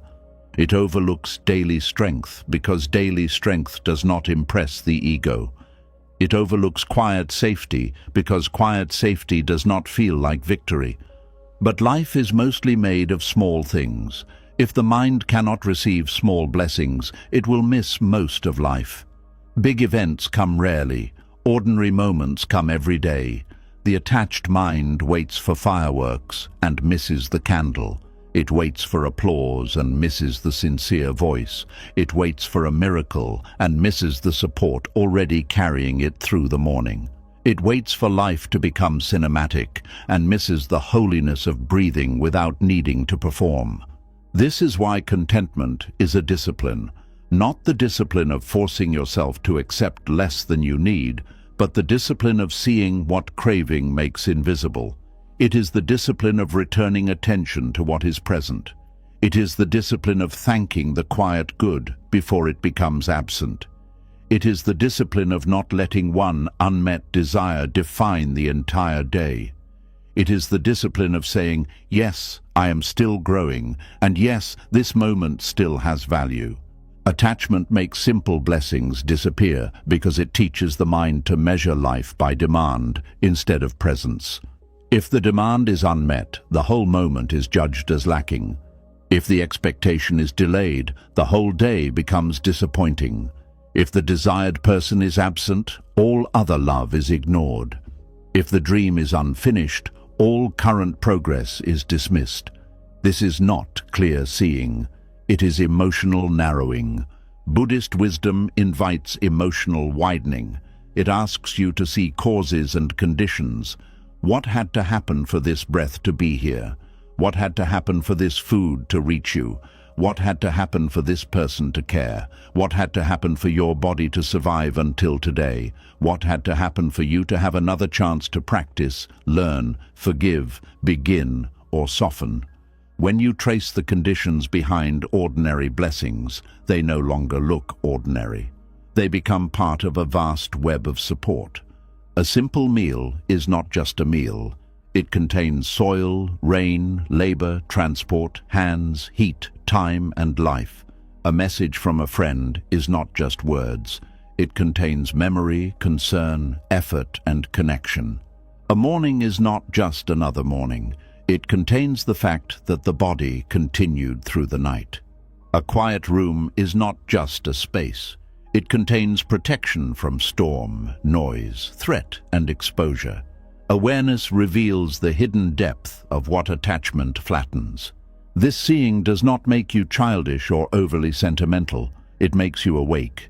It makes you less wasteful with attention. It helps you understand that many things you call normal are actually fragile arrangements of countless conditions. And when you see this, gratitude becomes natural, not forced, not dramatic. Natural. The more grateful awareness becomes, the less attachment can dominate. Attachment feeds on the belief that life is mostly lack. Gratitude shows that life also contains support. Attachment says, nothing is enough. Gratitude says, this is not everything, but it is something, and something can be received. Attachment says, I will only be thankful when life obeys me. Gratitude says, I can be thankful without needing life to be perfect. Attachment says, I cannot rest until the missing thing arrives. Gratitude says, I can rest in what is here while still moving wisely. This is not easy for the human mind because craving has momentum. It has practiced absence for years. It has built roads toward dissatisfaction. It has learned to scan for what is wrong. So when you begin noticing blessings, the mind may resist. It may say, this is too small. This does not solve my problem. This does not give me what I want. This does not change the past. This does not guarantee the future. And in one sense, the mind is right. A small blessing may not solve everything, but it can still soften the heart. It can still return you to reality. It can still interrupt the lie that nothing good is present. A candle does not remove the whole night, but it changes how the night is held. When attachment hides blessings, the heart becomes harsh. It speaks to life with constant complaint. It looks at the body with criticism. It looks at loved ones with expectation. It looks at work with resentment. It looks at delays with anger. It looks at simple days with boredom.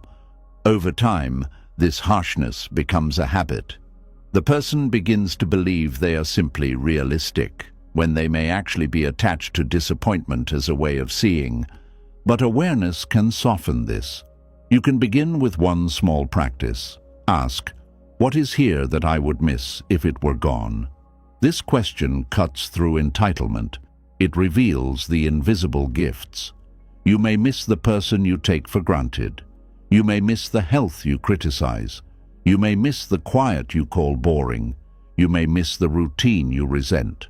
You may miss the small income, the simple room, the familiar road, the ordinary meal, the chance to try again.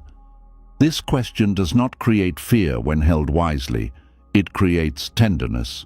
Another practice is to notice the blessing without owning it. This is important because attachment can even attach to blessings once it sees them.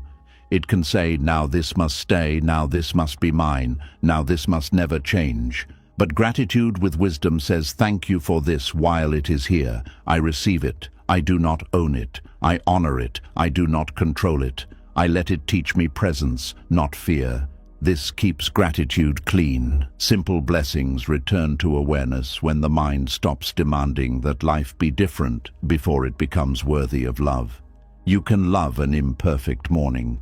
you can receive an imperfect kindness. You can thank an imperfect body. You can honor imperfect progress. You can find steadiness in an imperfect home. You can smile at an imperfect day. The attached mind waits for perfect conditions. The awakened mind learns to meet life in its unfinished form. And this is important because your whole life will always be unfinished in some way. There will always be something not yet solved, not yet healed, not yet understood, not yet achieved, not yet secure, not yet clear. If you cannot notice blessings until everything is finished, you may reach the end of life, having missed the life itself. Attachment will always find one more reason to postpone appreciation. Wisdom appreciates while still walking. This is how the heart becomes rich in a way craving cannot understand.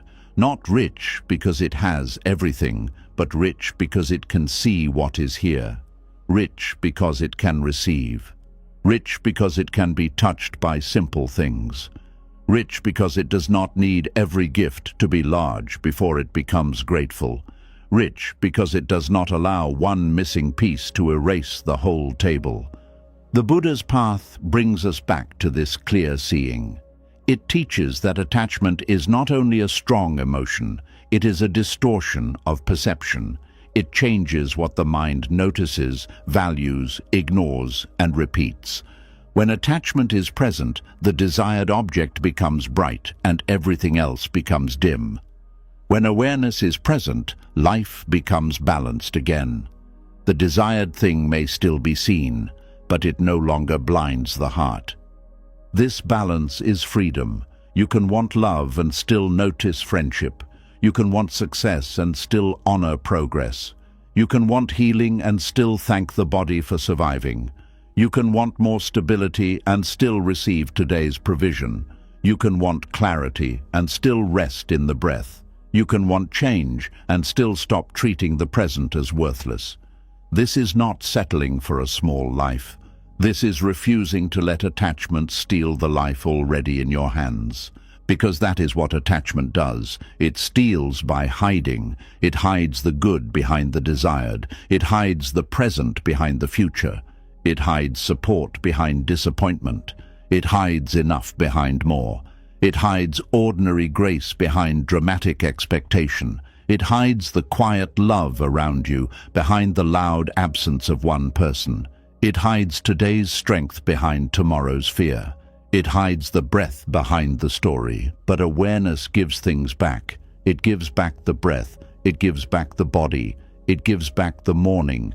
It gives back the friend. It gives back the small kindness. It gives back the quiet room. It gives back the meal. It gives back the chance to begin again. It gives back the ability to say, not everything is as I wish, but not everything is empty. Not every desire is fulfilled, but not every blessing is absent. Not every wound is healed, but life is still offering places to soften. And as the heart learns this, craving loses some of its power. The mind no longer believes that joy is locked inside one missing thing. It begins to understand that joy often returns through attention. What you notice becomes part of your life. What you ignore becomes like a gift left unopened. Attachment leaves many gifts unopened. Awareness opens them.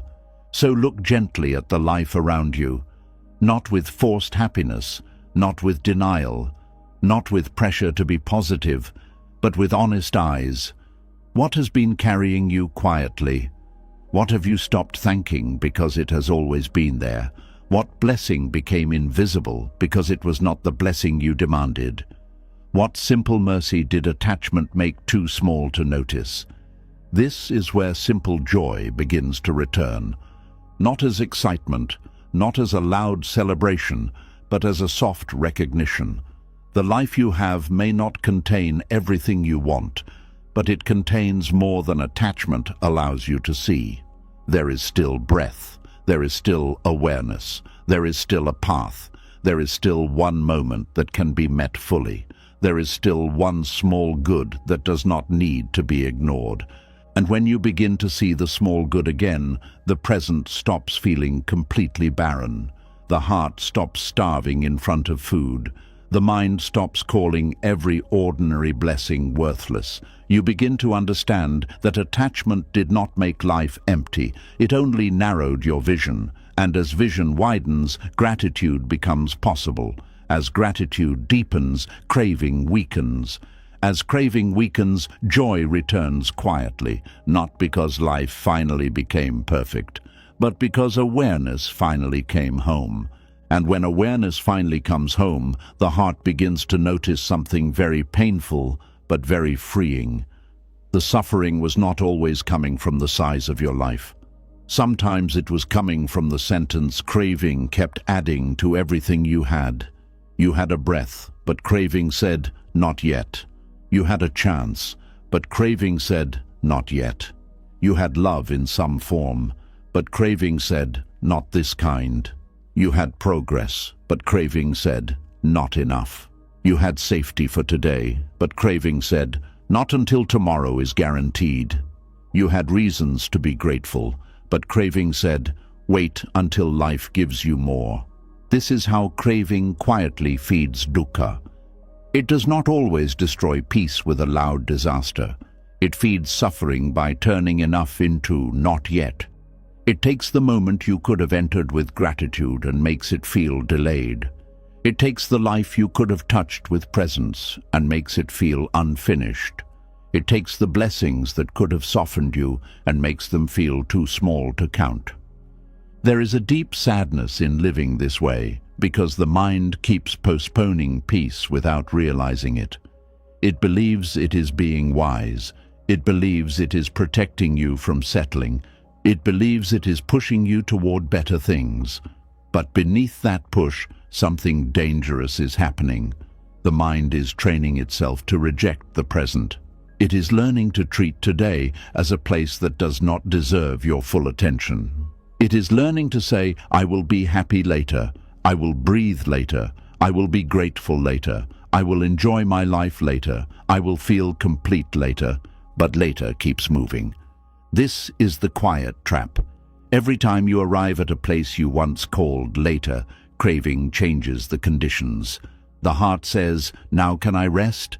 Craving says, not yet. There is still one more thing, one more improvement, one more answer, one more proof, one more achievement, one more healing, one more apology, one more sign that life is safe, one more person to love you correctly, one more version of yourself to become. And because there is always one more thing, the mind never truly bows to the moment in front of it. The Buddha called this dukkha, the unsatisfactory nature of life, when the mind is ruled by craving, clinging, and ignorance. Dukkha is not only obvious pain, it is also the unease that remains even when things are fine. It is the tightness behind wanting.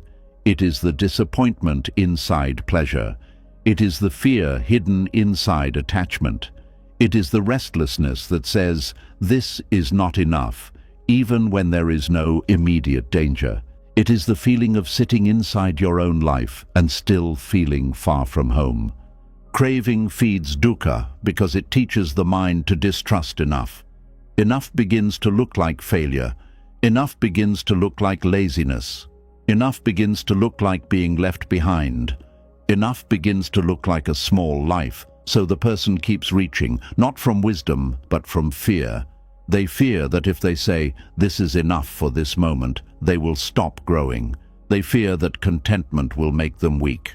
They fear that gratitude will make them accept less than they deserve. They fear that peace will steal their ambition.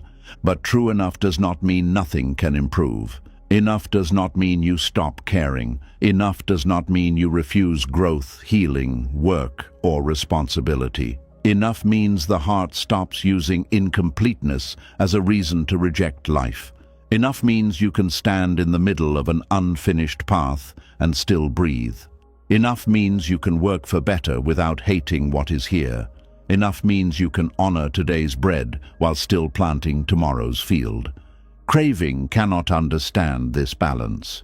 Craving thinks everything must be urgent. It thinks peace must be earned by controlling the future. It thinks worth must be proven by becoming more. It thinks joy must wait until the outside world finally matches the picture in the mind. So it turns the present into a waiting room. And the longer you live in that waiting room, the more your own life starts to feel distant. You wake up, but you are waiting for a better season. You eat, but you are waiting for a better body. You work, but you are waiting for a better title. You love, but you are waiting for a better response. You rest, but you are waiting for a better reason to feel calm.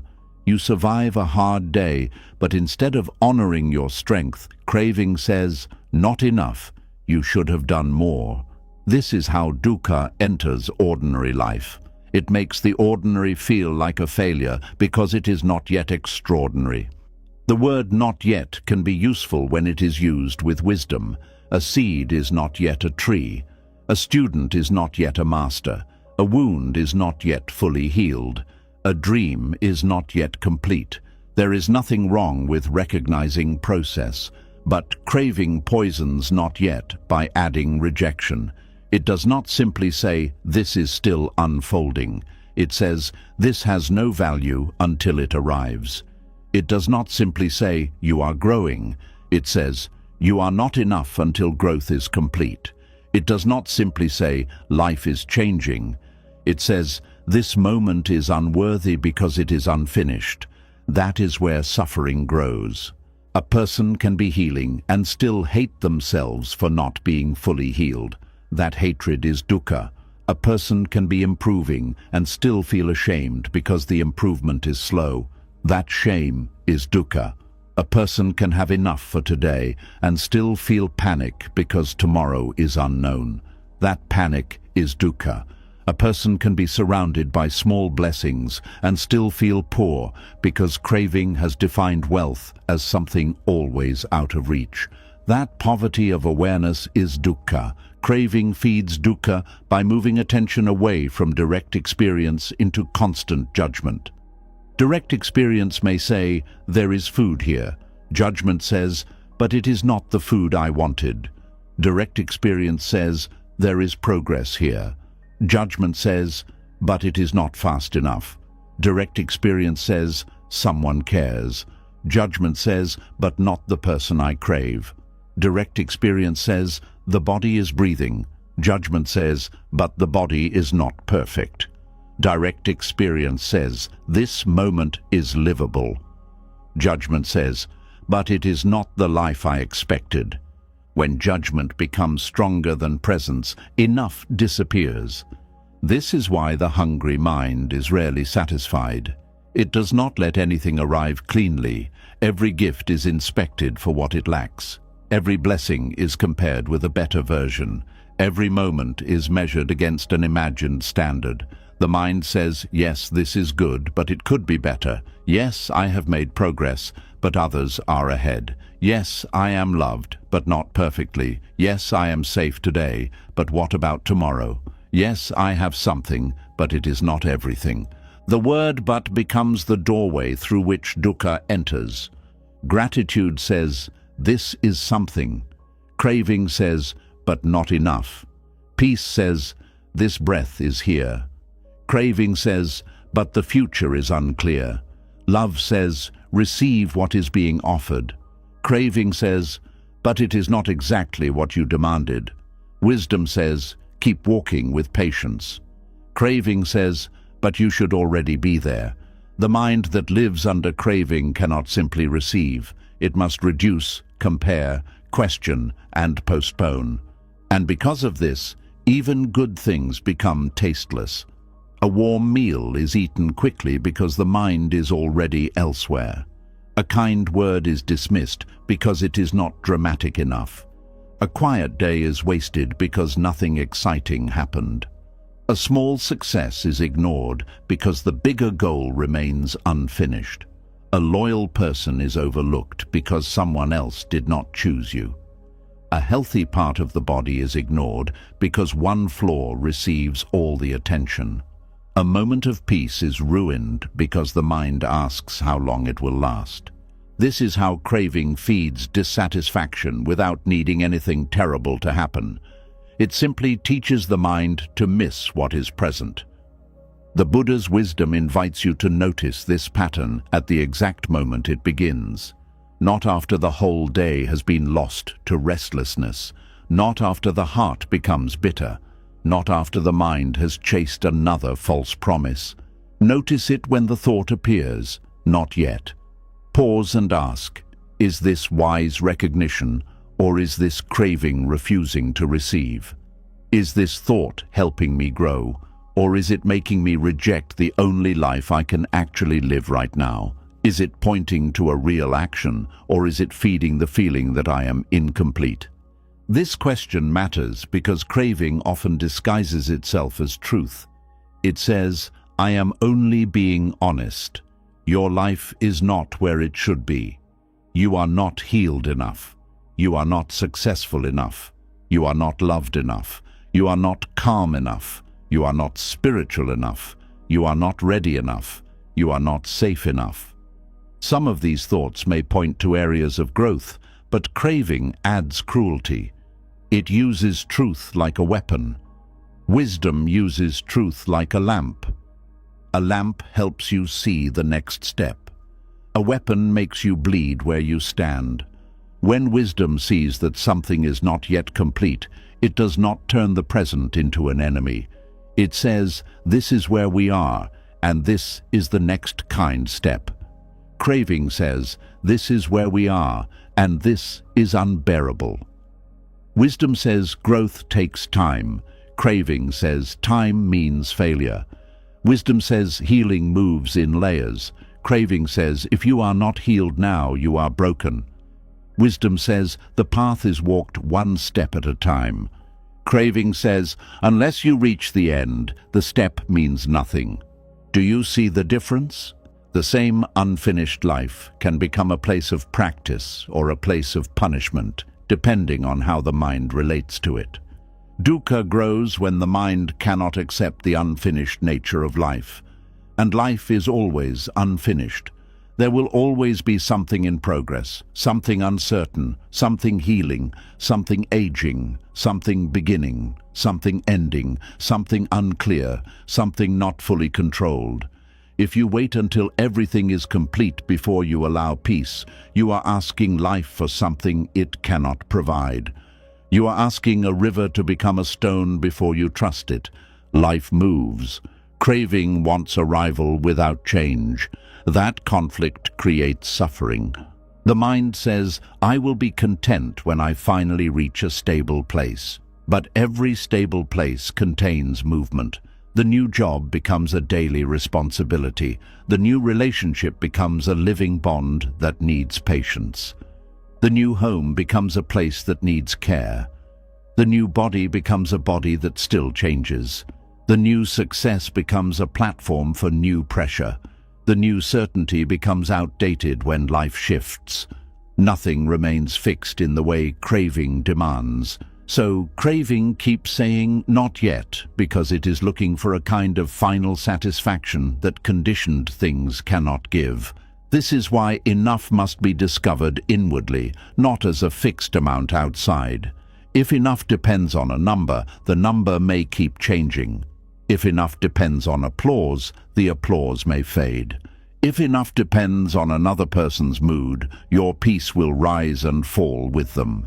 If enough depends on perfect health, aging will feel like betrayal. If enough depends on control, uncertainty will always feel like danger. But if enough becomes a way of seeing, then even imperfect moments can hold dignity. Enough as a way of seeing says, this moment is not everything, but it is not nothing. This breath is not the whole journey, but it is the doorway. This meal is not luxury, but it is nourishment. This progress is not completion, but it is movement. This love is not perfect, but it is care. This body is not flawless, but it is alive. This day is not dramatic, but it is a chance. This life is not finished, but it is still sacred. Craving hates this kind of seeing because it weakens the spell. The spell depends on making the present look worthless. If the present has value, craving loses some control. If today can be received, tomorrow is no longer worshipped. If enough can be felt in one breath, more no longer rules the heart completely. If small blessings can be tasted, the mind becomes less desperate for large promises. This is not a call to live without direction. It is a call to stop living in spiritual debt. Many people feel as if they owe life a better version of themselves before they can be kind to who they are now. They think they must earn the right to rest, earn the right to breathe, earn the right to feel joy, earn the right to be grateful, earn the right to feel worthy. Craving creates a never-ending debt, and no payment is enough. You achieve one thing, and the debt remains. You improve one part of yourself, and the debt remains. You receive love, and the debt remains. You change your life, and the debt remains. Why? Because the creditor is craving, and craving does not want final payment. It survives by keeping you owing. It survives by saying, "Not yet." Buddhist wisdom cancels this false debt by bringing you back to what is real. You do not need to become perfect before you can be present. You do not need to own everything before you can be grateful. You do not need to control tomorrow before you can breathe today. You do not need to receive every apology before you can begin healing. You do not need to be chosen by everyone before you can stop abandoning yourself. You do not need to finish the path before you can honor the step. This is where the heart begins to soften. It realizes that peace was not being withheld by life as much as it was being postponed by craving. It realizes that dukkha was being fed by the belief that the present must become different before it can be touched. It realizes that the word enough is not a prison. It is a resting place. Still, the mind may resist. It may say, "If I accept enough, I will stop wanting better." But acceptance and resignation are not the same. Resignation is heavy. It says, "Nothing can change, so why try?" Acceptance is awake. It says, "This is what is here, and from here I can respond wisely." Resignation collapses. Acceptance stands. Resignation carries bitterness. Acceptance carries clarity. Resignation gives up on life. Acceptance stops fighting reality long enough to move with wisdom. Craving often pretends that only dissatisfaction creates growth. It says, "You must be unhappy with yourself to improve. You must hate your current life to build a better one. You must feel behind to move forward. You must keep comparing to stay motivated." But this kind of growth creates more dukkha because it is rooted in inner violence. You may move, but you move with a whip at your back. You may achieve, but you do not feel free. You may improve, but you remain afraid of being ordinary. There is another kind of growth rooted in care, growth rooted in clarity, growth rooted in devotion to what is wholesome. You can care for your body because it is worthy of care now, not because you hate it. You can build a better life because life is precious now, not because the present is worthless. You can heal because your heart deserves peace now, not because you are unacceptable while wounded.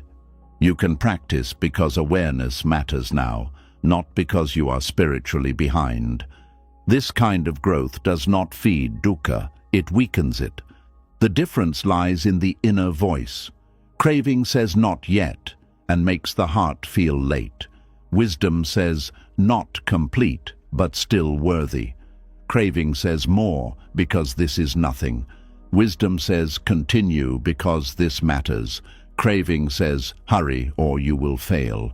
Wisdom says "walk steadily and do not abandon the breath." Craving says "you cannot rest until the outcome is secured."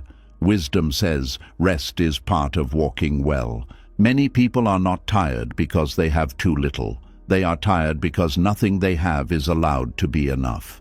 Even rest is not enough rest. Progress is not enough progress. Love is not enough love.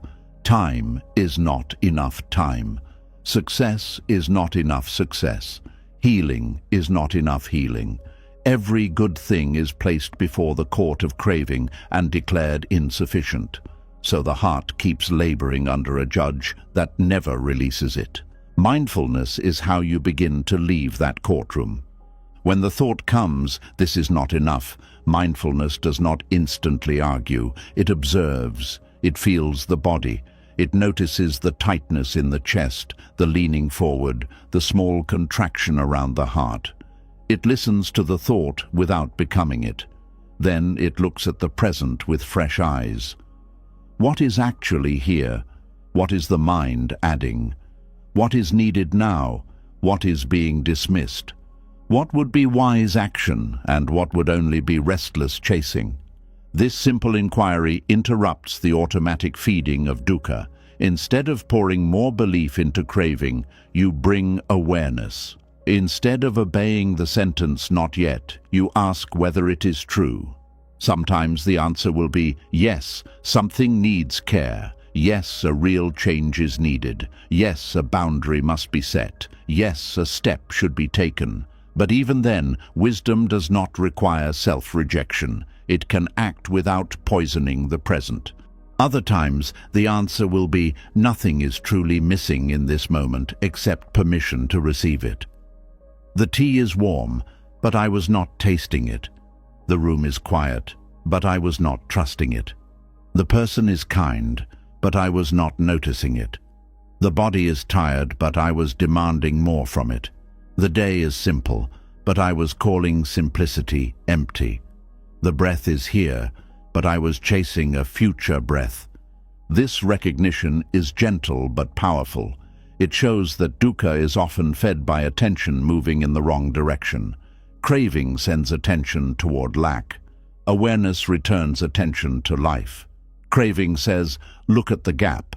Awareness says, also see the ground. Craving says, look at what has not arrived. Awareness says, also see what is carrying you until then. Craving says, this is not enough. Awareness says, enough for this breath may be enough for now. The phrase "for now" is important. It keeps contentment alive without making it rigid. Enough for now does not mean enough forever. It does not deny future needs. It simply frees the heart from turning this moment into an emergency when it is not one. Enough for now can calm the nervous system. Enough for now can bring the mind back from panic. Enough for now can let the body rest. Enough for now can stop craving from turning every unfinished thing into a crisis. The hungry mind does not like for now because it wants final guarantees. But life gives very few final guarantees. It gives moments, it gives breaths, it gives chances, it gives lessons, it gives meetings and partings, it gives conditions that shift. When you learn to receive enough for now, you stop demanding that this moment solve the whole future before you can be present. This is part of the freedom the Buddha pointed toward. Not a life where nothing difficult happens, but a mind that stops adding unnecessary suffering to what happens. Pain may come, but craving does not have to turn pain into identity. Desire may arise, but craving does not have to turn desire into slavery. Progress may be incomplete, but craving does not have to turn incompletion into shame. Blessings may be simple, but craving does not have to turn simplicity into emptiness. Dukkha is fed whenever the mind says life must be other than it is before it can be met. Dukkha weakens whenever the mind learns to meet life clearly, even while responding wisely. This is why the teaching is both deep and practical. You can practice it in the smallest moments. When eating, notice whether the mind is already reaching for the next bite before tasting this one. When listening, notice whether the mind is waiting to speak instead of hearing. When resting, notice whether the mind is calling rest unproductive. When working, notice whether the mind is saying your effort means nothing unless the final result comes quickly. When receiving kindness, notice whether the mind rejects it because it is not from the exact person you wanted. Every one of these moments reveals how craving turns enough into not yet, and every one of these moments can become a doorway back. You come back by naming the craving softly. This is wanting, this is comparing, this is postponing, this is the mind refusing enough, this is the heart afraid that peace will make it stop growing, this is the old habit of waiting for life to become perfect. Naming creates distance. Distance creates choice. Choice creates freedom. Then you return to the body. The body is always in the present, even when the mind has traveled far away. Feel the breath entering. Feel the breath leaving. Feel the weight of the body. Feel the contact with the ground. The body does not need a perfect future to breathe now. It does not need applause to beat the heart. It does not need the whole path to be visible before taking one step. The body teaches enough in a very quiet way, one breath at a time, one heartbeat at a time, one moment at a time. Then you receive one thing, not everything, just one thing, one sound, one warmth, one kindness, one color, one sign of support, one place where life is not against you. One simple blessing that craving had pushed aside. This practice may seem small, but it retrains perception. It teaches the mind that life is not only lack. It teaches the heart that not yet is not the whole truth. Over time, this changes how you live. You stop waiting for dramatic permission to be at peace. You stop treating your life as if it begins only after the next achievement. You stop making your joy depend entirely on conditions that keep shifting. You stop allowing craving to turn every blessing into a disappointment by comparing it with something bigger. You stop believing the cruel thought that says you are always late to your own life. You begin to arrive. Arriving does not mean all desires vanish. It means desire no longer has the power to exile you from the present. Arriving means you can say, I am still learning, but I am here. I am still healing, but I am here. I am still working, but I am here. I am still waiting for some answers, but I am here. I do not have everything, but I am here. Life is not complete, but I am here. And because I am here, this moment can be lived, not merely endured. This is the opposite of dukkha's quiet feeding. Dukkha grows when life is endured as a waiting room. Peace grows when life is entered as practice. The same day can become different when awareness changes. A simple morning can become a return. A small meal can become gratitude. An unfinished dream can become patience. A delay can become humility. A wound can become compassion. A breath can become refuge. Craving says none of this counts until more arrives. Wisdom says this counts because it is life. And perhaps this is the great turning point. You stop letting craving decide what counts. Craving only counts the dramatic, the desired, the impressive, the pleasurable, the future, the complete. Wisdom counts the breath, the effort, the kindness, the lesson, the restraint, the quiet healing, the honest step, the moment of awareness, the small good that keeps the heart from closing. When wisdom decides what counts, life becomes less poor. This does not make you naive. It makes you present. It does not stop you from acting. It makes your actions cleaner. It does not deny sorrow. It stops sorrow from erasing everything else. It does not destroy desire. It stops desire from becoming a tyrant. It does not make every moment pleasant. It makes every moment workable. That is a deep freedom. Craving quietly feeds dukkha by turning enough into not yet because it teaches the heart to live under constant postponement. It makes the present feel unworthy. It makes blessings feel incomplete. It makes growth feel too slow. It makes rest feel undeserved. It makes ordinary life feel like a delay before real life begins. But Buddhist wisdom gently breaks this spell. It shows that enough is not the end of the path. Enough is the peace that allows you to walk the path without hating every step. So when the mind says, "Not yet," listen carefully. Sometimes it may be pointing to a wise step, but many times it is only craving trying to steal another moment. Do not hand it the whole day. Return to what is here. Return to the breath. Return to the simple good. Return to the unfinished life that is still worthy of tenderness. Return to enough, not as a place where growth dies, but as the place where suffering stops being fed. Because the heart does not find peace by waiting for craving to finally be satisfied. Craving has no final satisfaction. The heart finds peace when it stops believing that every present blessing must be dismissed until a larger one arrives. And in that quiet shift, dukkha begins to weaken. The sentence "not yet" loses its throne. The word "enough" becomes warm again. And the life you already have, imperfect, unfinished, and still unfolding, begins to feel less like a waiting room and more like a sacred place where awakening can begin. And when the word "enough" becomes warm again, the heart begins to notice the deeper illusion that made enough feel impossible in the first place. It was not only craving saying, "Get more."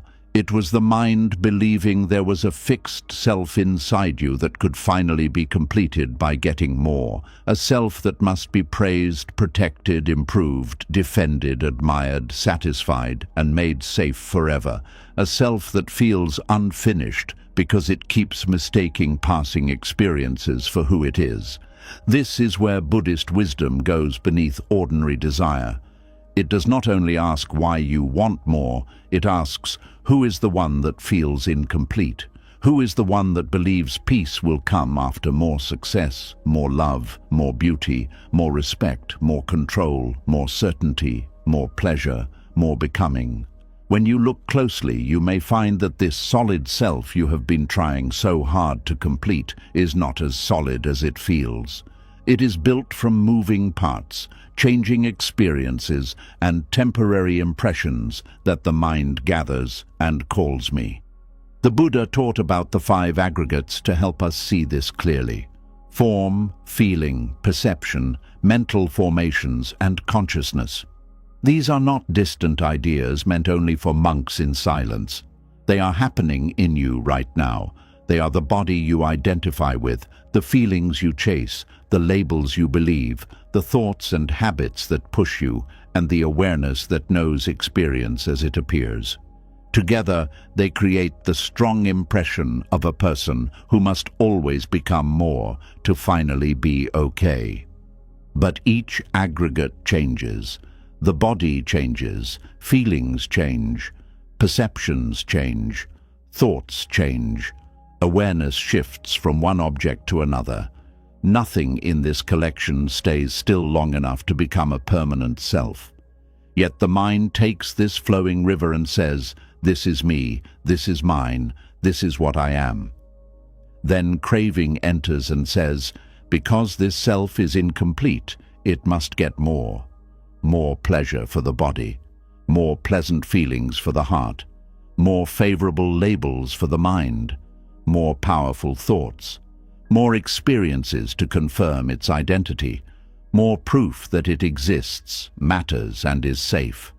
This is how the illusion begins. The first aggregate is form, the body and all physical things. The body is the part of the self that feels easiest to believe in because it is visible. You can touch it, you can see it in the mirror. You can feel its hunger, tiredness, pain, warmth, and movement. Because the body feels so close, the mind says, "This is me." Then craving says, "If this body is me, it must be made perfect, protected from aging, compared with other bodies, decorated, controlled, and constantly improved." From this belief, so much suffering grows. The body becomes a project that is never complete. If it is young, the mind fears losing youth. If it is aging, the mind mourns what has changed. If it is healthy, the mind fears sickness. If it is sick, the mind feels betrayed. If it is admired, the mind becomes attached to admiration. If it is criticized, the mind feels wounded at the center of identity. A changing body is asked to carry an unchanging self-image, and this creates pain. The body is precious, but it is not a permanent self. It is made of food, water, breath, heat, movement, rest, cells, bones, blood, and countless conditions. It has been changing since the day you were born. The body you had as a child is gone. The body you had years ago is gone. Even today's body is not fixed. It is breathing, digesting, aging, repairing, weakening, strengthening, responding, and shifting. Yet Craving says, "Make this form enough so I can finally feel complete." But form cannot complete you, because form is never finished. The body needs care, not worship. It needs kindness, not hatred. It needs wise attention, not identity. When you believe the body is the whole self, every bodily change feels like a personal failure. But when you see the body as form, as a living process, you can care for it without being trapped by it. You can wash it, feed it, rest it, move it, protect it, and thank it, without demanding that it become a permanent source of worth. Craving, however, does not want this gentle relationship. It wants the body to become a guarantee. It says, if the body looks right, you will be loved. If the body feels strong, you will be safe. If the body stays young, you will not lose value. If the body is admired, you will finally matter. But no body can keep all those promises. This is why attachment to form creates endless more beauty, more strength, more youth, more comfort, more pleasure, more protection from discomfort.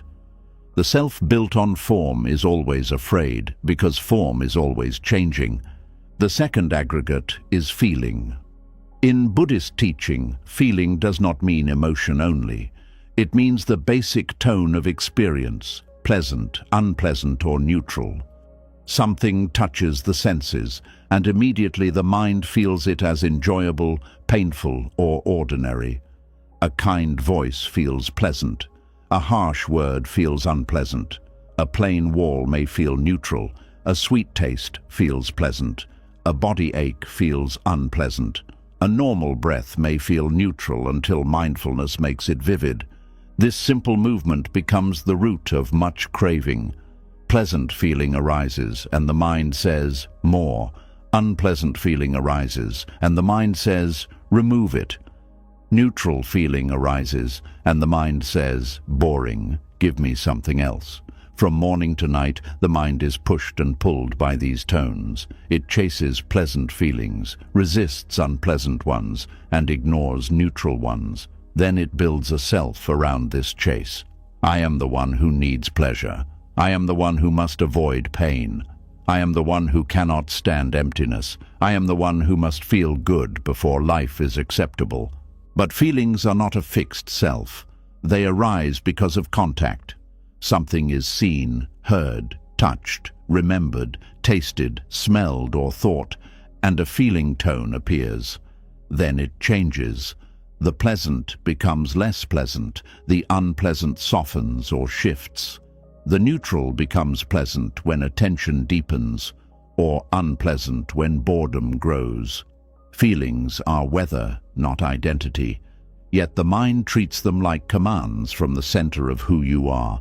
This is why craving feels so convincing. It rides on pleasant feeling and says, this is what I need. It rides on unpleasant feeling and says, this must not be here. It rides on neutral feeling and says, life is empty. But when you look closely, feeling is only arising and passing. It does not say anything final about you. A sad feeling does not mean you are a sad self. A lonely feeling does not mean you are an abandoned self. A pleasant feeling does not mean you have found permanent peace. A restless feeling does not mean your life is wrong. Feeling is an experience, not a ruler. The self that must always get more is often built from addiction to pleasant feeling. It says, I am only okay when I feel good, but no one feels good all the time. The body changes. The mind changes, circumstances change. If your self depends on pleasant feeling, you will feel threatened by every difficult mood, every quiet day, every ordinary hour, every moment that does not entertain you. Then life becomes a constant search for stimulation, more sweetness, more attention, more excitement, more distraction, more comfort, more escape. Buddhist wisdom does not ask you to hate pleasant feeling. It asks you to know it as feeling. When sweetness comes, know sweetness. When pain comes, know pain. When neutrality comes, know neutrality.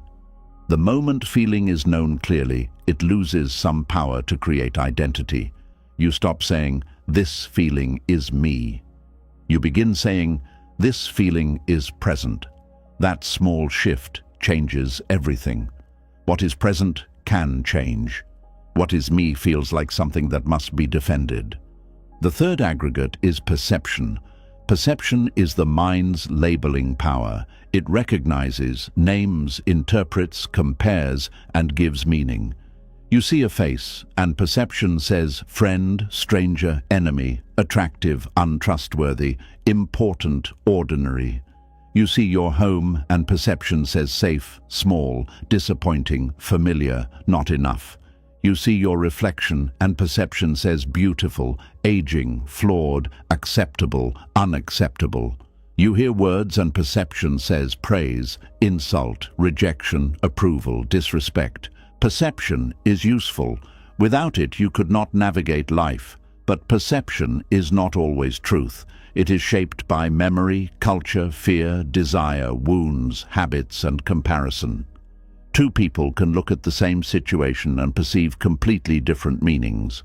One sees delay as failure, another sees delay as preparation. One sees silence as rejection, another sees silence as rest. One sees a simple life as poverty, another sees it as peace. Perception colors the world, then the mind forgets it is seeing through color. This is how the illusion of self becomes stronger. Perception labels experiences, then says, "This is who I am. I am successful. I am ignored. I am behind.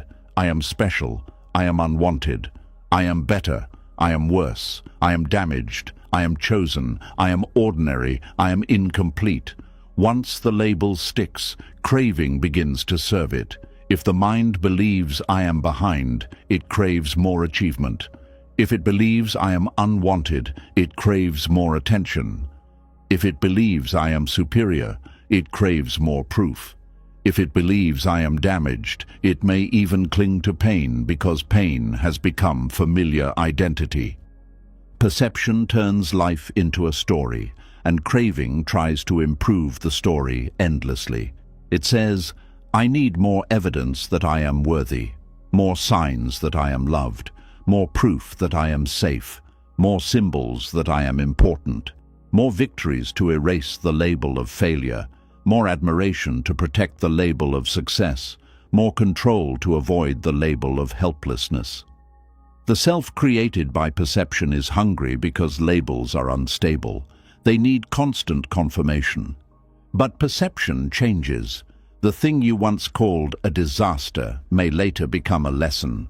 The person you once idealized may later appear human. The rejection you once thought destroyed you may later reveal protection. The simple life you once dismissed may later feel like peace. The body you once criticized may later be seen with gratitude. If perception can change, how can it be a permanent self? Seeing perception clearly weakens craving. You begin to question the labels that create hunger. Is this truly not enough, or has perception named it small? Am I truly behind, or am I comparing two different paths? Am I truly unloved, or am I attached to one form of love? Is this moment truly empty, or has my mind labeled quietness as lack? Is this body truly an enemy, or has perception been trained by harsh standards? Each question loosens the illusion. The fourth aggregate is mental formations. These are the thoughts, intentions, reactions, habits, impulses, fears, plans, memories, judgments, and emotional patterns that shape how you respond to life. This aggregate is very powerful because it creates the momentum of personality. It is the part of you that says, I always react this way. I always want this. I always fear that. I always chase this kind of person. I always compare. I always overthink. I always need control. Because the patterns repeat, the mind assumes they are a fixed self. But mental formations are conditioned. They were built by causes. Your upbringing, your wounds, your culture, your choices, your fears, your pleasures, your repeated thoughts, your environment, your survival strategies, and your past actions all helped shape them. A habit may feel like you, but it is still a habit. A fear may feel like truth, but it may be learned. A craving may feel like identity, but it may be a repeated pathway in the mind. This is freeing because what is conditioned can be understood, softened, and transformed. If anger were truly the self, it could never change. If craving were truly the self, liberation would be impossible. If fear were truly the self, courage could never grow. But because these formations arise through causes, new causes can weaken them. Mindfulness, wisdom, kindness, restraint, right effort, and repeated awareness can create different patterns. Craving uses mental formations to keep the illusion alive. It repeats the same inner messages until they feel personal. You need more. You are not safe yet. You are not enough yet. You must become more. You must get approval. You must not lose control. You must avoid pain at all costs. You must hold this person. You must protect this image. You must prove yourself. These thoughts may appear so often that the mind calls them me. But Buddhist wisdom asks you to see them as formations, not commands. A thought can be known. An impulse can be known. A fear can be known. A plan can be known. A craving can be known. If it can be known, then awareness is larger than it. This does not mean the thought disappears instantly, but it stops being the whole sky. It becomes a cloud, maybe a strong cloud, maybe a dark cloud, maybe a repeated cloud, but still a cloud. When you stop mistaking every mental formation for self, you stop obeying every demand for more. The fifth aggregate is consciousness. Consciousness is the knowing of experience through the senses and the mind. Seeing consciousness knows sights. Hearing consciousness knows sounds. Smelling consciousness knows smells. Tasting consciousness knows tastes. Body consciousness knows touch. Mind consciousness knows thoughts, memories, images, and ideas. Consciousness is the stream in which experiences appear. Because consciousness is always present in some form while you are awake, the mind may assume there is a solid watcher behind everything. It says, I am the one seeing, hearing, thinking, wanting, remembering. But even consciousness changes according to conditions. Seeing depends on the eye and visible form. Hearing depends on the ear and sound. Thought consciousness depends on mental objects. In deep sleep, ordinary knowing changes. Under stress, consciousness feels narrow. In meditation, it may become spacious. In anger, it becomes hot and focused. In calm, it becomes clear. It is a stream, not a fixed owner. When consciousness contacts experience, the other aggregates begin to operate. Form is known. Feeling arises. Perception labels. Mental formations react. Then the mind says, I am having this experience. Soon it says, I need more experience to become complete. More sights, more sounds, more tastes, more touches, more thoughts, more stories, more memories, more spiritual states, more emotional highs. Even consciousness becomes a field where craving seeks more. This is why the self feels continuous, even though everything is changing. The aggregates work together quickly. A sight appears, feeling responds, perception labels, formations react, consciousness knows. and the mind ties it together into a story of me. This happens so fast that it feels like a solid self is standing behind everything. But in deep observation, you begin to see a process, not a permanent owner. For example, someone looks at a message that has not been answered. Form appears, the phone screen. Feeling arises, unpleasant tightness. Perception labels, they are ignoring me. Mental formations react. Fear, memory, anger, the urge to check again, the thought that you are not valued. Consciousness knows the whole experience. Then the mind says, I am rejected. From that sense of self, craving appears. I need a reply. I need proof. I need reassurance. I need control. I need more attention to feel okay. But what really happened? A screen was seen, a feeling arose, a label appeared, old patterns reacted, awareness knew it. The solid rejected self was constructed from moving parts. If mindfulness enters, the process can be seen before it becomes suffering. You can say, there is unpleasant feeling, there is a perception of rejection, there is fear, there is craving for reassurance, but I do not have to become the story completely. This is not cold analysis, it is mercy. It gives you space around the pain. It stops one moment from becoming your whole identity. Another example, you see someone else living a life you desire. Form appears, their image, their home, their relationship, their success. Feeling arises, unpleasant lack or pleasant longing. Perception labels, their life is better, mine is behind. Mental formations react, envy, shame, ambition, self-criticism, fantasy. Consciousness knows the experience. Then the mind says, I am not enough.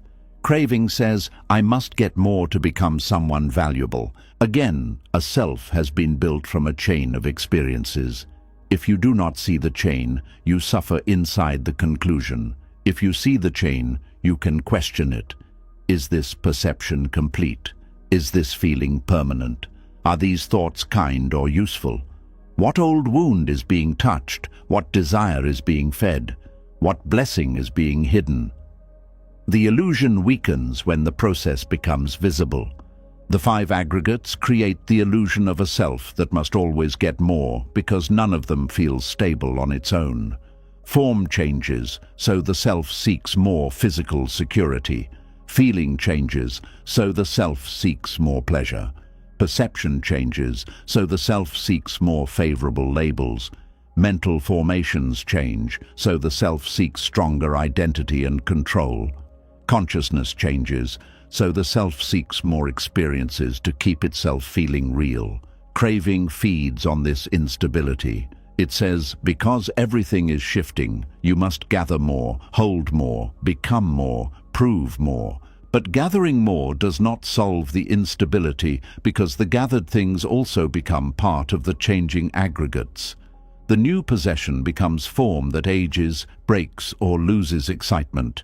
The new pleasure becomes feeling that fades. The new status becomes perception that must be defended. The new identity becomes mental formation that can be threatened. The new experience becomes consciousness that passes. So the self that seeks solidity in changing things remains restless. The Buddha's teaching of not-self is not saying you do not exist in any practical way. You still have a name, a body, responsibilities, relationships, choices, and consequences. It is saying that what you call self is not a fixed, independent, permanent essence that can be completed by possession. It is a process, a flow, a gathering of conditions. When this is seen, craving loses its deepest argument. It can no longer say, you must get more to complete the permanent self, because no such fixed self can be found. This may sound frightening to the ego, but it is deeply peaceful to the heart. If the self is not fixed, you do not have to defend every old identity. You do not have to remain loyal to every craving. You do not have to become a finished image. You do not have to carry every label as a life sentence. You do not have to treat every feeling as truth. You do not have to turn every bodily change into a crisis. You do not have to gather more and more proof of who you are. You can live more lightly. Living lightly does not mean living carelessly. It means engaging life without turning every experience into self. Pain can be pain without becoming my permanent tragedy. Success can be success without becoming my eternal identity. Beauty can be beauty without becoming my worth. Failure can be failure without becoming my definition. Desire can be desire without becoming my master. Thought can be thought without becoming my truth. Feeling can be feeling without becoming my command. This is the beginning of freedom from the self that must always get more. A hungry self is never satisfied because it is built from movement and then demands stillness from the world.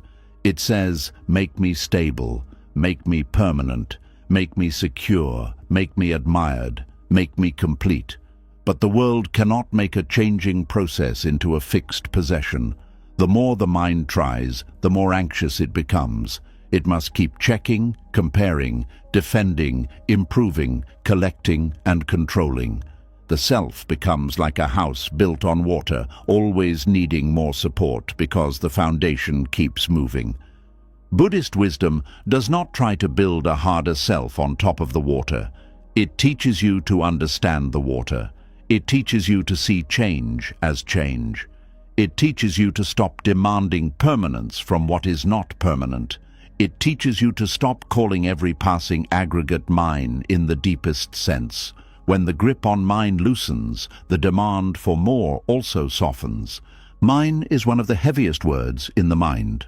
My body, my feeling, my image, my pain, my success, my failure, my story, my desire, my status, my fear, my future, my control. Some practical ownership is needed in daily life, but psychological ownership creates suffering when it hardens.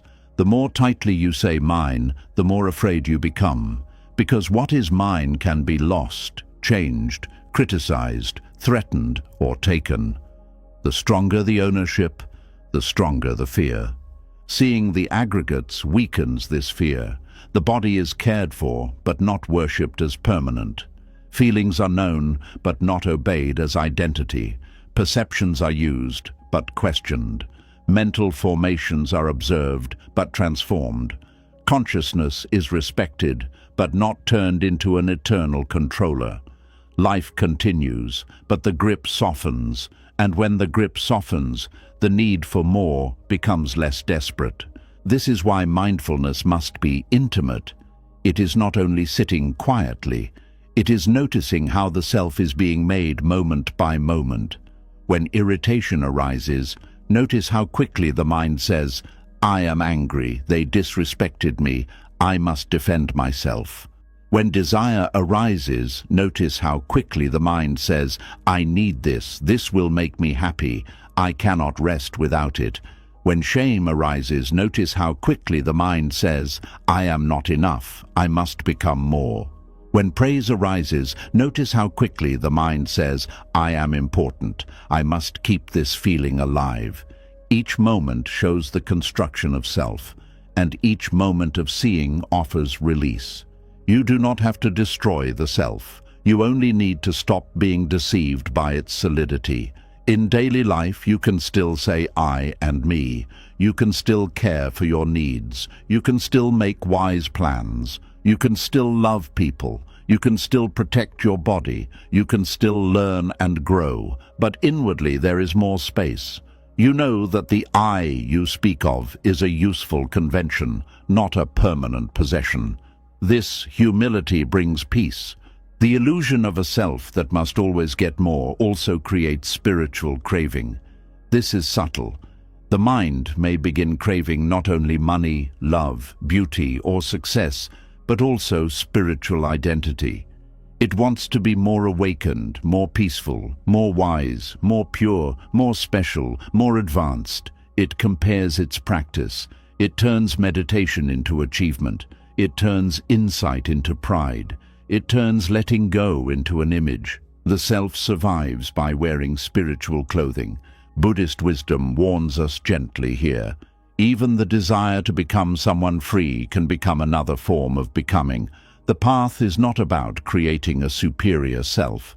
It is about seeing through the clinging that creates suffering. If practice becomes another way to say, "I am not enough yet," then craving has entered the temple. True practice is sincere, patient, humble. It does not use wisdom to decorate the ego. It uses wisdom to soften the ego's grip. This matters because craving for more can hide inside noble words. More healing, more purpose, more growth, more wisdom, more discipline, more transformation. These can be wholesome when guided by clarity, but they can also become another whip.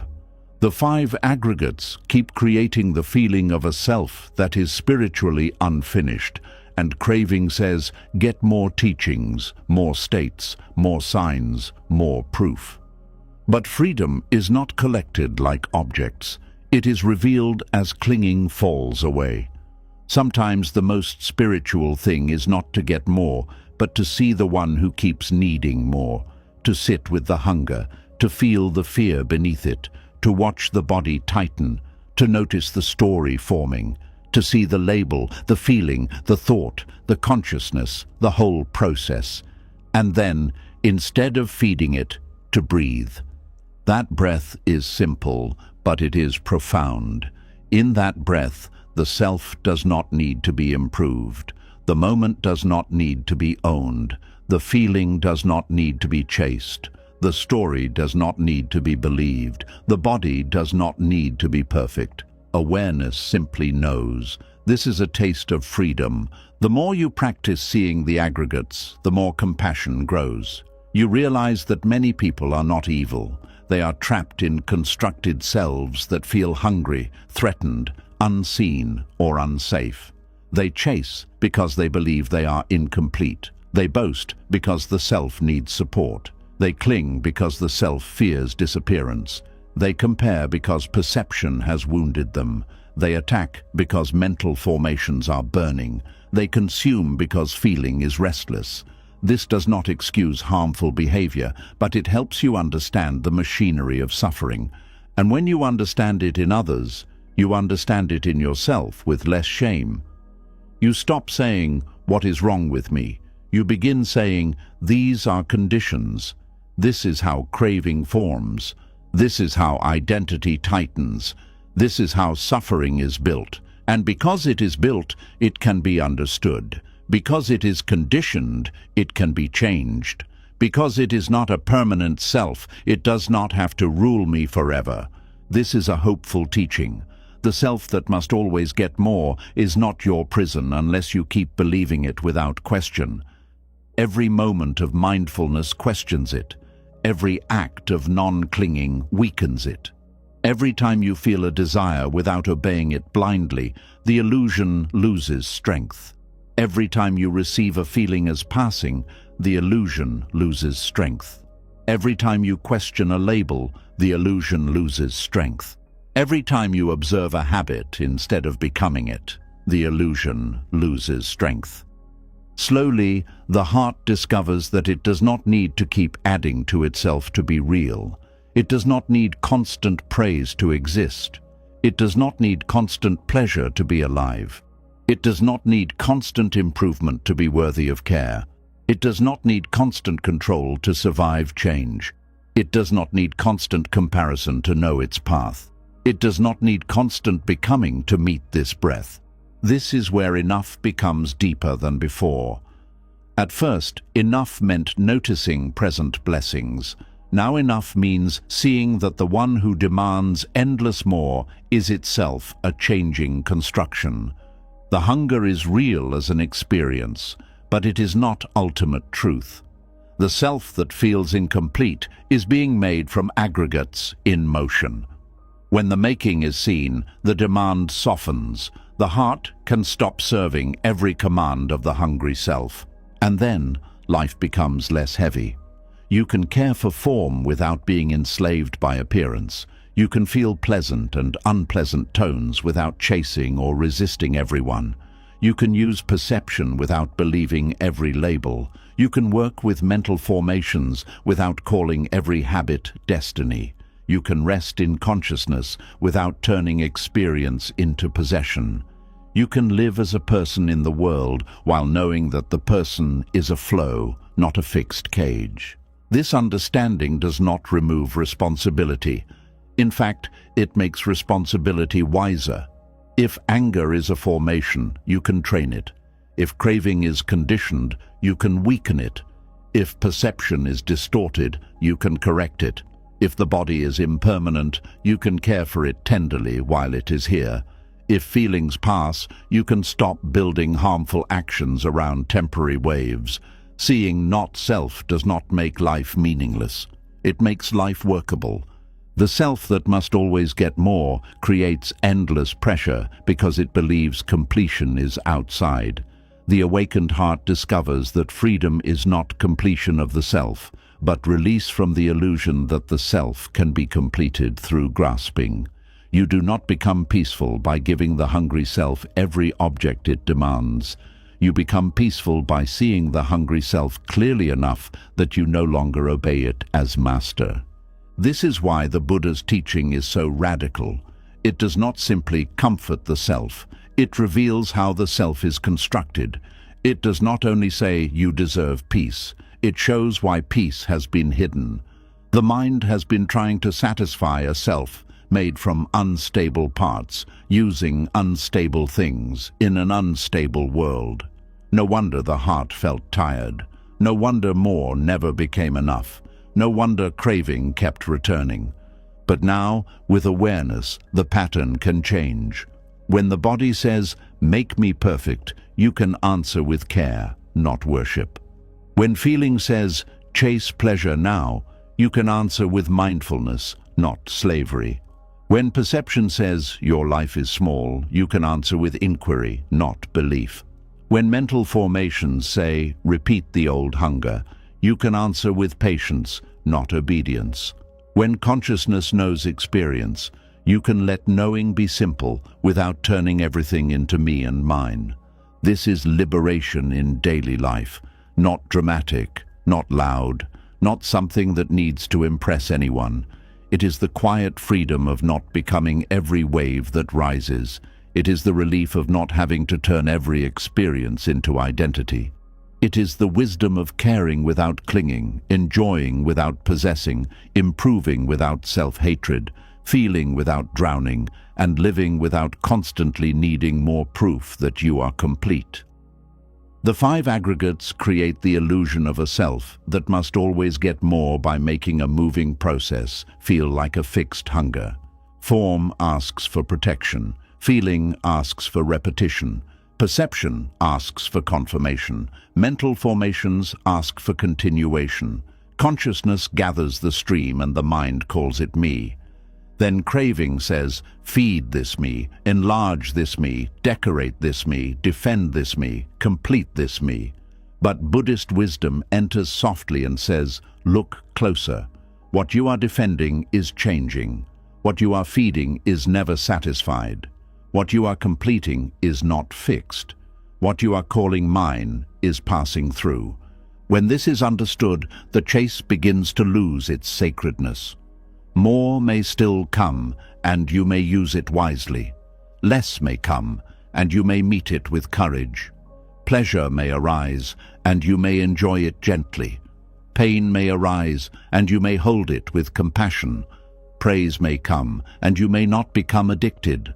Blame may come, and you may not collapse. Identity may form for practical life, but you no longer mistake it for your deepest refuge. The heart becomes free enough to live. And perhaps this is the quiet blessing hidden in this teaching. You do not have to keep building a self large enough to feel safe. You do not have to keep collecting experiences to feel real.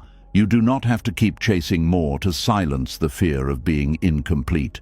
You can begin where you are, with the body as it is, the feeling as it is, the perception seen clearly, the formations observed gently, and consciousness knowing the present moment. You can meet the flow without turning it into a prison. The hungry self says, "Get more, and then you will be whole." The Buddha's wisdom says, "See clearly, and the hunger will no longer rule you."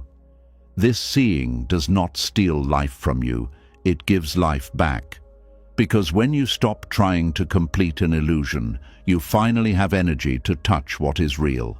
Breath, kindness, practice, compassion, presence, the path beneath your feet, the simple moment that does not need to make you more before it can bring you home. And now you can see it clearly. Craving does not always enter your life like a storm. Sometimes it enters like a whisper. It tells you that this breath is not enough, this moment is not enough, this body is not enough, this love is not enough, this life is not enough.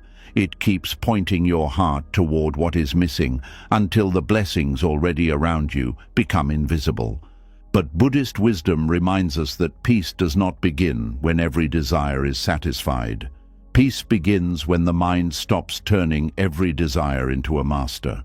Tanha makes the present feel incomplete. Clinging makes temporary things feel like they must save you. Sense desire feels sweet at first, but leaves the heart thirsty when awareness is missing. And the false self keeps asking for more because it believes it can be completed by what is passing away. But you are not here to spend your whole life chasing the next thing while missing the quiet gift of now. You are here to wake up, to see the craving before it becomes suffering, to enjoy without owning, to love without hunger, to grow without rejecting yourself, to receive what is here without demanding that life become perfect first. So tonight, let this truth stay with you. The joy you are searching for may not be far away. It may simply be buried beneath the voice that keeps saying, "Not yet." If this teaching touched something in you, leave a comment with the words, "I choose enough." Let those words be your quiet reminder that your life does not have to be perfect before it becomes precious. And if you want more Buddhist wisdom to calm the mind, loosen suffering, and bring you back to peace, subscribe to the channel and turn on the bell. More teachings are waiting for you.